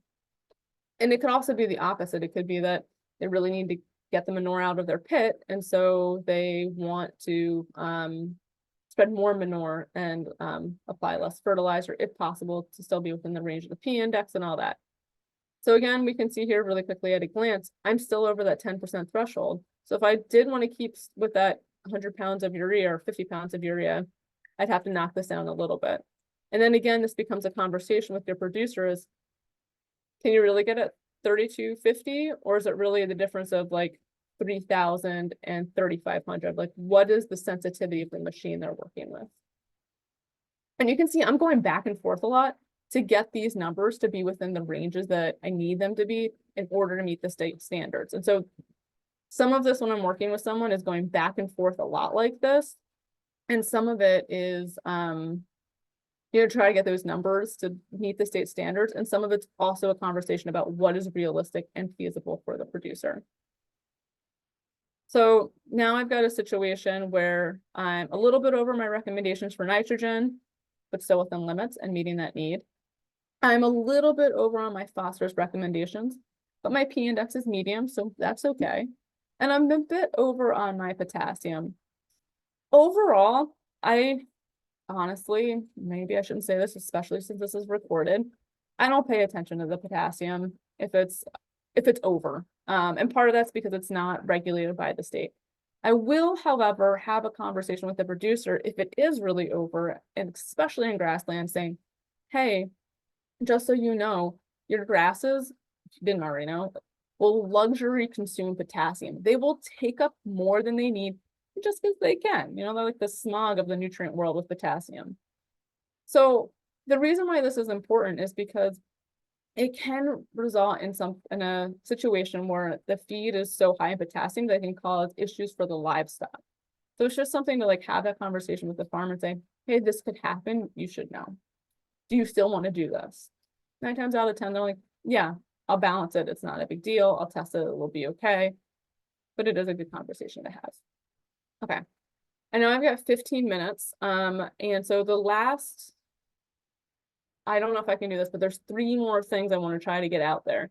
One is I want to do a quick example of entering records. I want to show you what the reports look like, and if I can, actually I don't have this set up, but this might be another conversation another time, is that with every subscription to goCrop, you also get access to something, your goCrop account in your mobile device. And that's really handy because at a glance, you can see all your plans and you can also enter recommendations. It is not a space where you can edit your plans, but view them. And it's also really nice because you can choose fields by the field list, but you can also choose them by maps. So it's really handy if you're out in the field and you're like, oh, I just want to put this manure application that I did it right now, just here. That's a good space for that. But maybe, I don't know, it would be probably good in a couple months to have another like, hey, here's how you do record situation, and maybe we'll have another quick goCrop refresher on that. But in the meantime, especially if you're updating with somebody, the first place you start, because you've already done all this one year, right? You've got your recommendations, you got your plans, you've entered in all your field information, and you're updating. You've gone with your producer, made sure all the field information is correct, made sure the rotation's up to date, make sure the crop is correct. And now you're ready to enter records. So we're going to enter a few records for 2023 and then show you what that looks like in 2024. So here we are, we're going to enter a manure record, and we're going to say that we are going to base our 2024 record on our late May application. Actually, well, I can't go that far in the future. So, oh, sorry. We're going to enter our 2023 records for our 2024 year. And so we had this corresponding application in our plan of we're going to have a late May application. So we're going to put that in for late May. That's blocking, so we can use the date picker to go back to do that. And because we've chosen a corresponding plan application, it already knows that we're getting it from the manure pit. It automatically populates that. And then you have these 3 options to record as a rate, a total, or loads.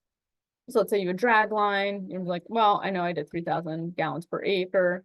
Let's say you know it's a total, you can say, well, on this entire field, I put 30,000 gallons, right? It's a 10-acre field. So that's about 33,000 gallons per acre. Or you can do it in number of loads, and then you choose your spreader and then how many loads went out in the field.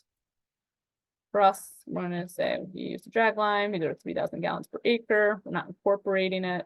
But if you are, let's say you're on a cornfield, you have inject, moldboard, chisel, and disc as your options. If you choose inject, it automatically populates. Like if injected, it's immediately incorporated. Otherwise, if you choose moldboard or chisel, you have the option to choose the time to incorporation in hours or days, or an immediate is one of the options as well. But for us on our grass field, we're not incorporated. It also automatically populates moisture for you as dry, but you probably should choose the one that's most relevant to you. Full disclosure, actually I changed the recommendations on this. You can apply on snow-covered ground. It's not particularly recommended, but you gotta do what you gotta do. So you should capture what the field soil test moisture is like when they apply, or when it was applied. Save that manure application. And we can see it here in our 2023 year. It gives us a nitrogen credit of 19.7, phosphorus is 26.7, and 66 in our field records. Please be very careful that when you're putting field records in, you are putting them in the records tab. And when you are putting your nutrient management plan in, it is in your planning tab. Sometimes I've either worked with farmers or support staff and they've entered the entire plan in the records, or vice versa. They've entered all the records as the plan. That can really trip things up. So just to like hammer this home, when you're nutrient management planning, you don't see any of those record options. And when you're entering a plan, there's not an exact date. There's some wiggle room there, right? So your options are early, mid, or late, whatever month you're choosing. But when you're entering a record, in the records tab, you have all your record options, and you also have a specific date that is associated with that record. So when we go down here, we see we have a manure record. The other thing that is important to remember is that when you enter a manure record, there should also be an associated weather record with it. Now, some folks are great about this and have it in goCrop and are ready to go. Sometimes we need to be a little like retroactive and look at a nearby weather station. And some farmers have weather stations on their property. If they have that weather station and they have that weather data saved somewhere, that's great. It does not need to be in goCrop. The state just requests that they have a weather record. As long as they can show those weather records and it has all the information that the state needs, which is like the temperature, cloud cover, precipitation, blah, blah, blah, then you're set to go. But if they have their CSV of their weather data, that's all they need. You do not need to spend the time to double enter it into goCrop unless you want to, unless the producer wants to. But we're gonna go back here to our May, and I just want to show you what this kind of looks like. You'll put in your temperature, your cloud cover from a drop down, precipitation, whatever that was. If there was precipitation, if you choose any of these, additional forms are created. I'm gonna say there was none. And then this is really handy too. So let's say, and I only have one farm field, but let's say you had 20 fields and you applied to all of them around the same 3 or 4 days. You can just say, I want this weather associated with all those fields because it's relevant to all those fields. And whether you applied on that field or not, it'll hold that weather for you, but will only show up if you've applied manure to it, because otherwise there's not a real reason to keep that weather record. So we're going to save that. And then what I want to show too is now if we go to 2024, so we're switching gears in 2024 in the upper right-hand corner. I'm still in the field records tab. You can see that it's still, because we're in nutrient balance, it's showing me the credit that I'm getting from my 2023 application. And it'll show that to me in the records and it'll show it to me in the nutrient planning. One of the nice things too is after you've already gone through this once, and let's say the farmer tries to do the same thing year after year after year, you can, when you're updating a plan, copy last year's planned rotations, or you can copy a year to choose from. In this case, we only really have 2023, but this is what it looks like when you're also copying a crop from year to year. So if you copy last year's planned applications, we're in 2024, and now we're looking pretty good. And we didn't have to go back and forth and have all that conversation about how much more manure to apply, how much fertilizer to apply, because we had it last year and we know we want to do something similar. And the other thing I want to show you in field records is that, let's go back here. So in nutrient planning, we have this information, the nitrogen leaching index, the soil phosphorus level from your soil test results, and your Vermont P index. In your field records, what we show here is your planned Vermont P index based off of your planned applications, and your Vermont P index as recorded. So to date, so whatever you put on into your records, it'll start to show up in your actual P index. So if the farmer goes over a little bit on an application, they can see how that might impact their P index. So if we go back to our field records for 2023, because our actual applications match our planned applications, both our planned and our as is P index are the same. Right. So we have just created an entire nutrient management plan in 2 hours based on one field. It'll get a lot quicker the more you do this. But now I want to show you reports. So here we are, nutrient management plans. We're going to look at my 2023 report. If you're updating with somebody, goCrop doesn't automatically make a 2024 report. You'll have to make one. And just to do that, you'll click the plus new Vermont NMP. You want to change your crop year to 2024. You don't need 223s. It'll tell you the plan date. You can just keep that as it is. It's when you started it and based on a previous year. What this means, that's based on a previous year, is it's going to copy your entire narrative section from the planned tab into your new 2024 NMP. We'll save that. It doesn't mess with any of the stuff that you entered in your farm and your field tabs. That kind of rolls over like you saw with when we went from the 80% legume in the crop to the 20 or 25% or 35% legume. You have those options to change between, but this is what it's really copying over. And it's always worthwhile when you're starting with a farmer to update their plan to start here. Because not only does that give you an idea of like what the plan was, but also gives you, reorients you as a support staff person as to what's going on. And it's really a great time to like have that conversation of, well, did your land use change? Or did it stay the same? Why or why not? Which fields might have gone? And did you start leasing any fields? And start capturing that information here to know what information you might need to gather for next time. All right, so reporting tools. So now we've got 2023 and 2024. 2024 is incomplete, so we're going to stick with 2023. And one of the nice things you'll see here is that you'll want a combined report, and that will generate everything here on the left. And we're going to go through this in the last 4 minutes if it'll generate. One thing to note here is that this 4 seconds is alive. It just keeps on starting at 5 seconds until it's done, and it will finish. The length of which it takes to finish depends on a couple of things. One is your internet speed, and the other is how many fields you have.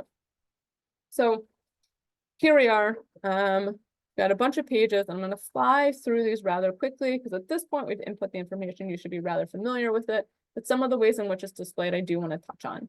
So here's all that narrative information that we put into the reports tab, plan details sub-tab section, where we just had explained big picture ideas. And then the next piece that we see here is this manure drawdown. And we don't really see this in any other place besides the reports. And one thing I'll note here is I'm just going to come back here, is oftentimes before I create a combined report with someone, I'll look at the manure drawdown first, because we want to make sure that the manure drawdown is within the state requirements. So this is a good first report to start with to know if you need to go back and either reduce or add applications. And again, we want to be within about 10% of the estimated total. So that's, we have a lot more to apply to meet that, but we only put 1 field in, but I think you get the idea of like going back and forth again, looking at the fields of like, where could they be increased? Where can they be decreased to make sure that we're within that 10% of the total. I will note that I remember that we said way back when that, some of our manure was exported, right? We had made that note in the manure source, but we forgot to put it here in the narrative. So while I'm thinking about it, I'm going to go back to my plan details. I'm going to go back to my plan narrative in the manure section and say, we generate 500,000 gallons and export 200,000 gallons. So it's a manure generation report reflects the remaining 300,000 gallons.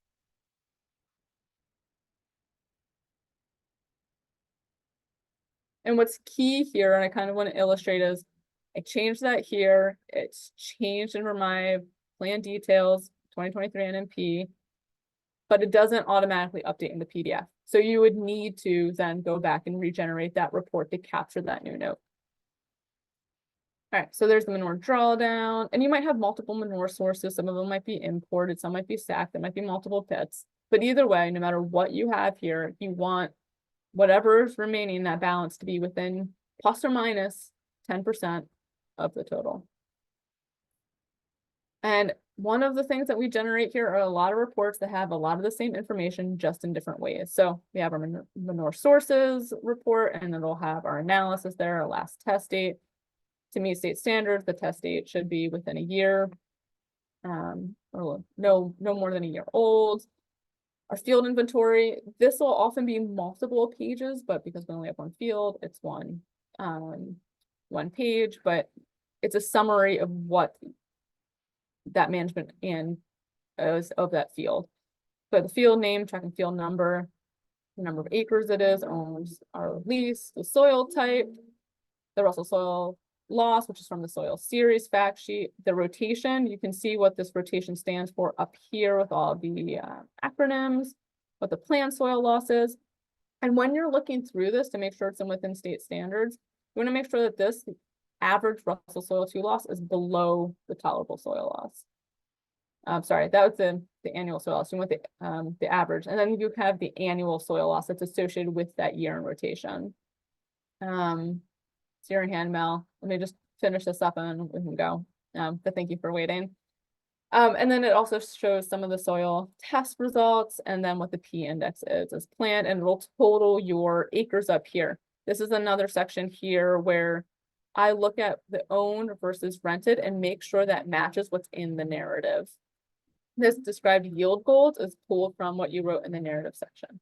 All right, thanks. I just need to get that out there, Mel. Go for it. Yeah, no worries. And you might have already mentioned this, but I'm just curious, like say you have a field that has a bunch of different soil types. How is the soil type and then the Russell 2, the T number, how is that calculated? Right. I don't know how they generate the tolerable soil loss that's associated with the soil series. I just know it's an inherent soil characteristic, and does change depending on the soil type. And then the Russell 2 soil loss average annual year is based off of the soil type and management methods. And I don't know the exact algorithm. It's like a little bit of a black box for me, and I haven't really learned how to use the tool completely, so I only vaguely know what goes in there, like, you know, what the past crop is, what the current crop is, tillage type, manure applications, those pieces. Okay, so if there's like multiple soil types, sorry, does it just take the one that makes up the majority of the field?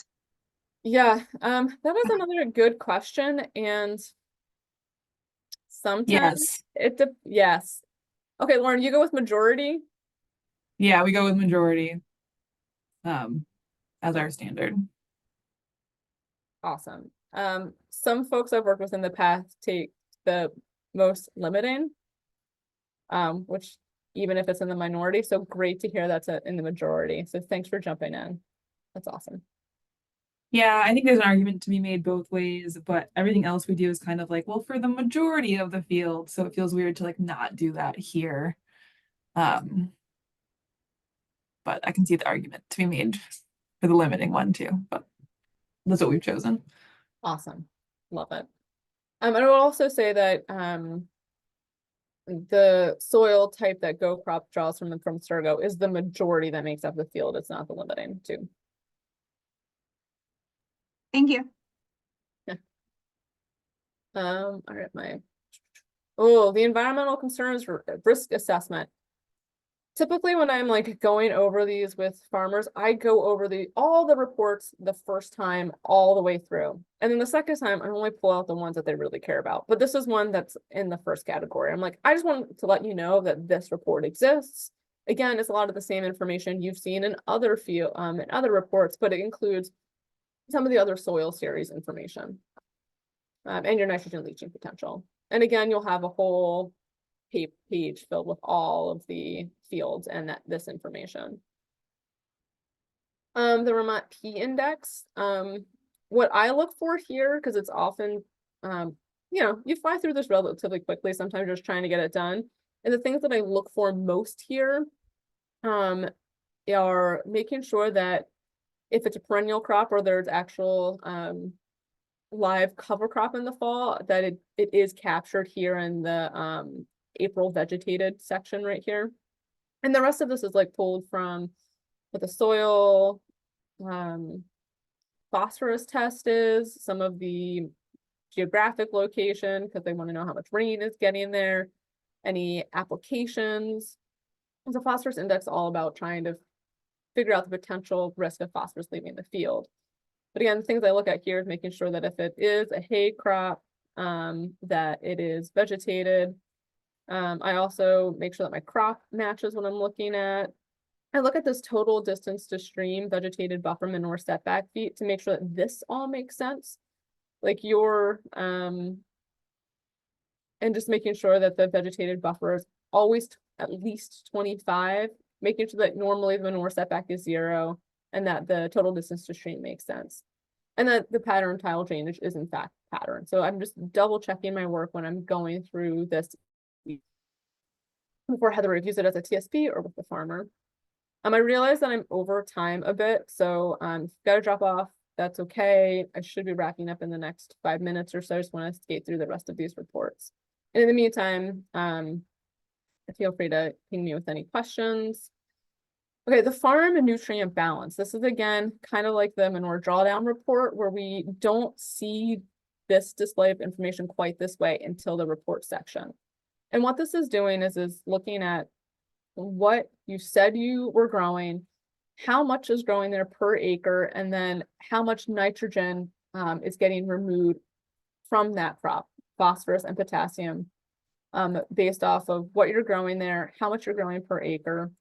And I'll say, okay, you've got 4 tons of hay at 40 pounds per ton. That and you got 10 acres, that means we're removing 1,600 pounds of nitrogen. They keep doing that for phosphorus and potassium. And then this report will total up how many of each of these nutrients are being removed by the crop. And then also it's looking at what you have in manure based off of how much you said that you had generated, and also what your nutrient analysis is. And it's saying based off of the 300,000 that you said were going to be spread, never mind like the 200 that are being exported, and your manure analysis, you've got about 67,000 pounds of nitrogen, 26,700 pounds of phosphorus, and whatever for potassium. It takes what's been removed by the crop and then subtracts the amount of manure that's there. And then because we've got a lot of manure in one field, we are way out of balance, right? That we've got more nutrients than our field can take. And at the end of the day, the interpretation of this is that I don't have enough land to meet the amount of nutrients I'm generating with manure. And so this becomes a whole other discussion if in fact you're just like a few pounds over or under over on your manure, nutrients supplied by manure. So that's a discussion where you look and say, okay, like, is our manure estimation actually accurate? Is it really 300,000 or is it more like 250,000? Did we capture this correctly when we were putting it in the spreadsheet? Do you have previous year spreading records that we can say, yeah, we know you emptied your pit and this is the amount you actually applied. Let's use that number. Or if these things all look like they're pretty accurate and you're still over on your nutrient being supplied by manure in relationship to the land, you might say, well, do you have other fields you want to pull into your nutrient management plan that you can apply manure onto? So if this has this phrase, no, I do not have enough land to meet the manure generation, it will not pass the state requirements. It will not get signed off on. So this is just something to look at with that. I don't see that being the case all that often. Sometimes it is, and sometimes we need to export manure too. And I have worked with a couple of farmers who, because of past management history, like the majority of their fields had a very high P index, which meant they could not apply any of the manure generated on their farm on those fields. And in that case, we did create an export agreement, but that would be reflected in the amount of nutrients on the farm supplied by manure here. Soil test schedule, this is actually really helpful for you at a glance and also for the farmer at a glance to know which fields need to be soil sampled next. So a check means it's soil sampled, a square means this is the next year it needs to be soil sampled. All right, scroll down, plan summary. Again, you're gonna see a bunch of the same information in different ways, but basically this has your field name, acres, what your current crop is, what your next year crop is, and then when you plan to plan your manure applications and your fertilizer applications, and when your next soil sample is. So everything all at once in one place for your plan. And then we have our field plan recommendation, which is almost the same thing, but it doesn't have when your soil test sample needs to be next, but it does show you the balance. And when you plan on applying what from where at what rate. One of the things that I also look at here is what the rotation is, and if that makes sense, like making sure that my current year grass hay matches the hay, like the same crop. Because sometimes things don't get rolled over in the way that you would expect them to or hope that they would. And this might say corn here and still say hay here. So you just have to go back and fix that and update things appropriately. The other thing that we would look for here, right, if we were rotating from corn to, or from hay to corn, we would look for, there's like a plan credits from a Manure. There would be one that would say from plow down or from till in or previous hay crop. And there would be a nitrogen credit for that stored here. So that's something that I'm looking for. But I'm also, when I'm reviewing this again, before passing off to Heather, for TSP approval, what's my final look at? Did I actually balance the nutrients correctly? Am I within the limits of the nitrogen recommendation, the phosphorus recommendation, or the P index? So on and so forth. Okay, so remember way back up here, we had our plan summary that was everything all at once. Well, it's also really helpful to have that just as a planned manure application. And this is particularly great because, you know, maybe the farmer you're working with has one guy for manure applications and another person for fertilizer applications, and they print this out and give it to them. Or it's just nice because you're doing your manure applications at one time of the year and fertilizer applications at the other time of the year, and you want to see them separately. The other really great thing about this particular report is that based off of the number of acres you have, what you said your rate was, and the spreaders you have, it'll tell you how many loads you need to meet that goal. And the more spreaders you have, the more columns will be here to fill out those numbers. It's pretty similar with the fertilizer recommendations. We don't have a spreader calculation, but what we do have is based off of what you plan on applying and how many acres you plan on applying that, it'll total that for you. So this is really helpful when you're making that plan and the farmer wants to know, how much do I need to buy in order to meet my goals? The plan will help tally that number for them. With the understanding too that some farmers are like, yeah, I want to plan on applying urea or nitrogen. I might not be able to afford that, but I want to see what it is. That's okay. You can put it in the plan and not do it. Crop rotation schedule. This is something I think that is helpful for the farmer, but also the agency of ag requested. And this is just at a real quick at a glance. Are you following the rotation? And you can see here that for the last couple years we have been, and we'll see what the next few years bring. So that wraps up what I'm able to show you on this app today, the desk or the browser. Maybe at another time we will have a different tutorial to look at the mobile app. I'm surprised this took as long as it did. Thank you everybody for hanging as tight as you did for as long as you did. Are there any other questions?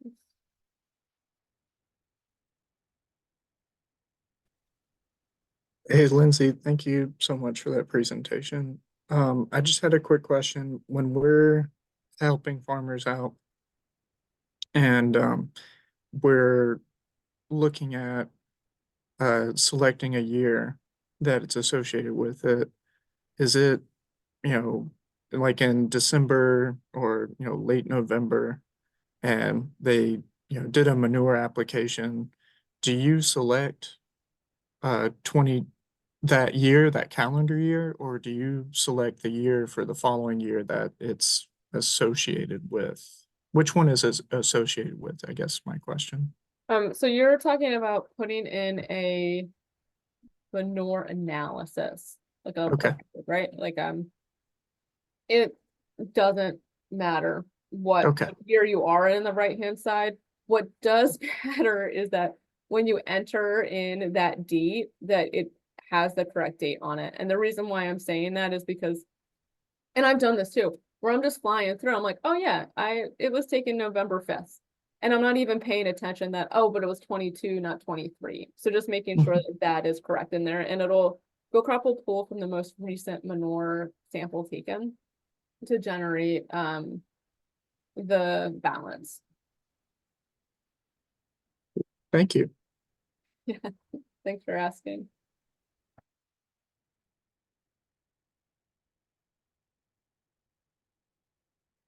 I also put my cell phone number up here too. I am not always in the office and able to take a call at the office. Sometimes I'm out and about, but I am happy to take calls. Whenever you're working with a farmer and have a question, like one of my fears is that you are gonna be working with a farmer in off hours, because that's when you're available, and then you hit this point in goCrop and you're like, why is this doing it the way that it's doing it? Or I don't know what to do here, and you might not be able to see that farmer for another 2 to 3 weeks, and it's like that answering that questions between getting work done and not getting work done.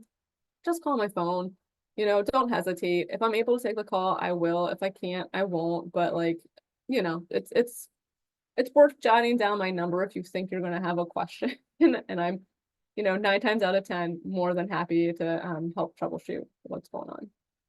And if I'm not happy to do it, you won't know, because I won't take the call, so it's okay. Are there any other questions?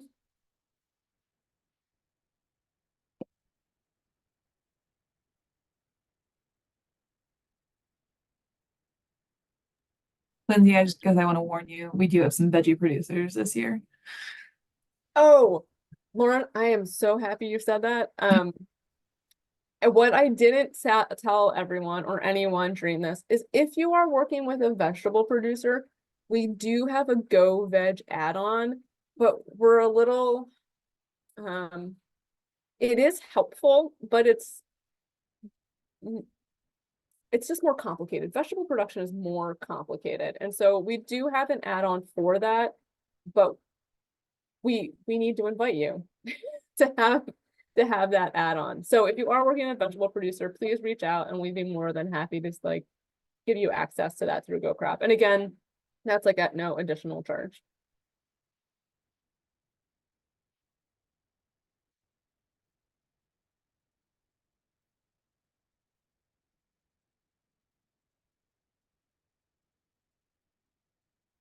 I'm going to take this silence as everybody has no questions or just wants to move on with their day. Thank you everyone for your time and attention.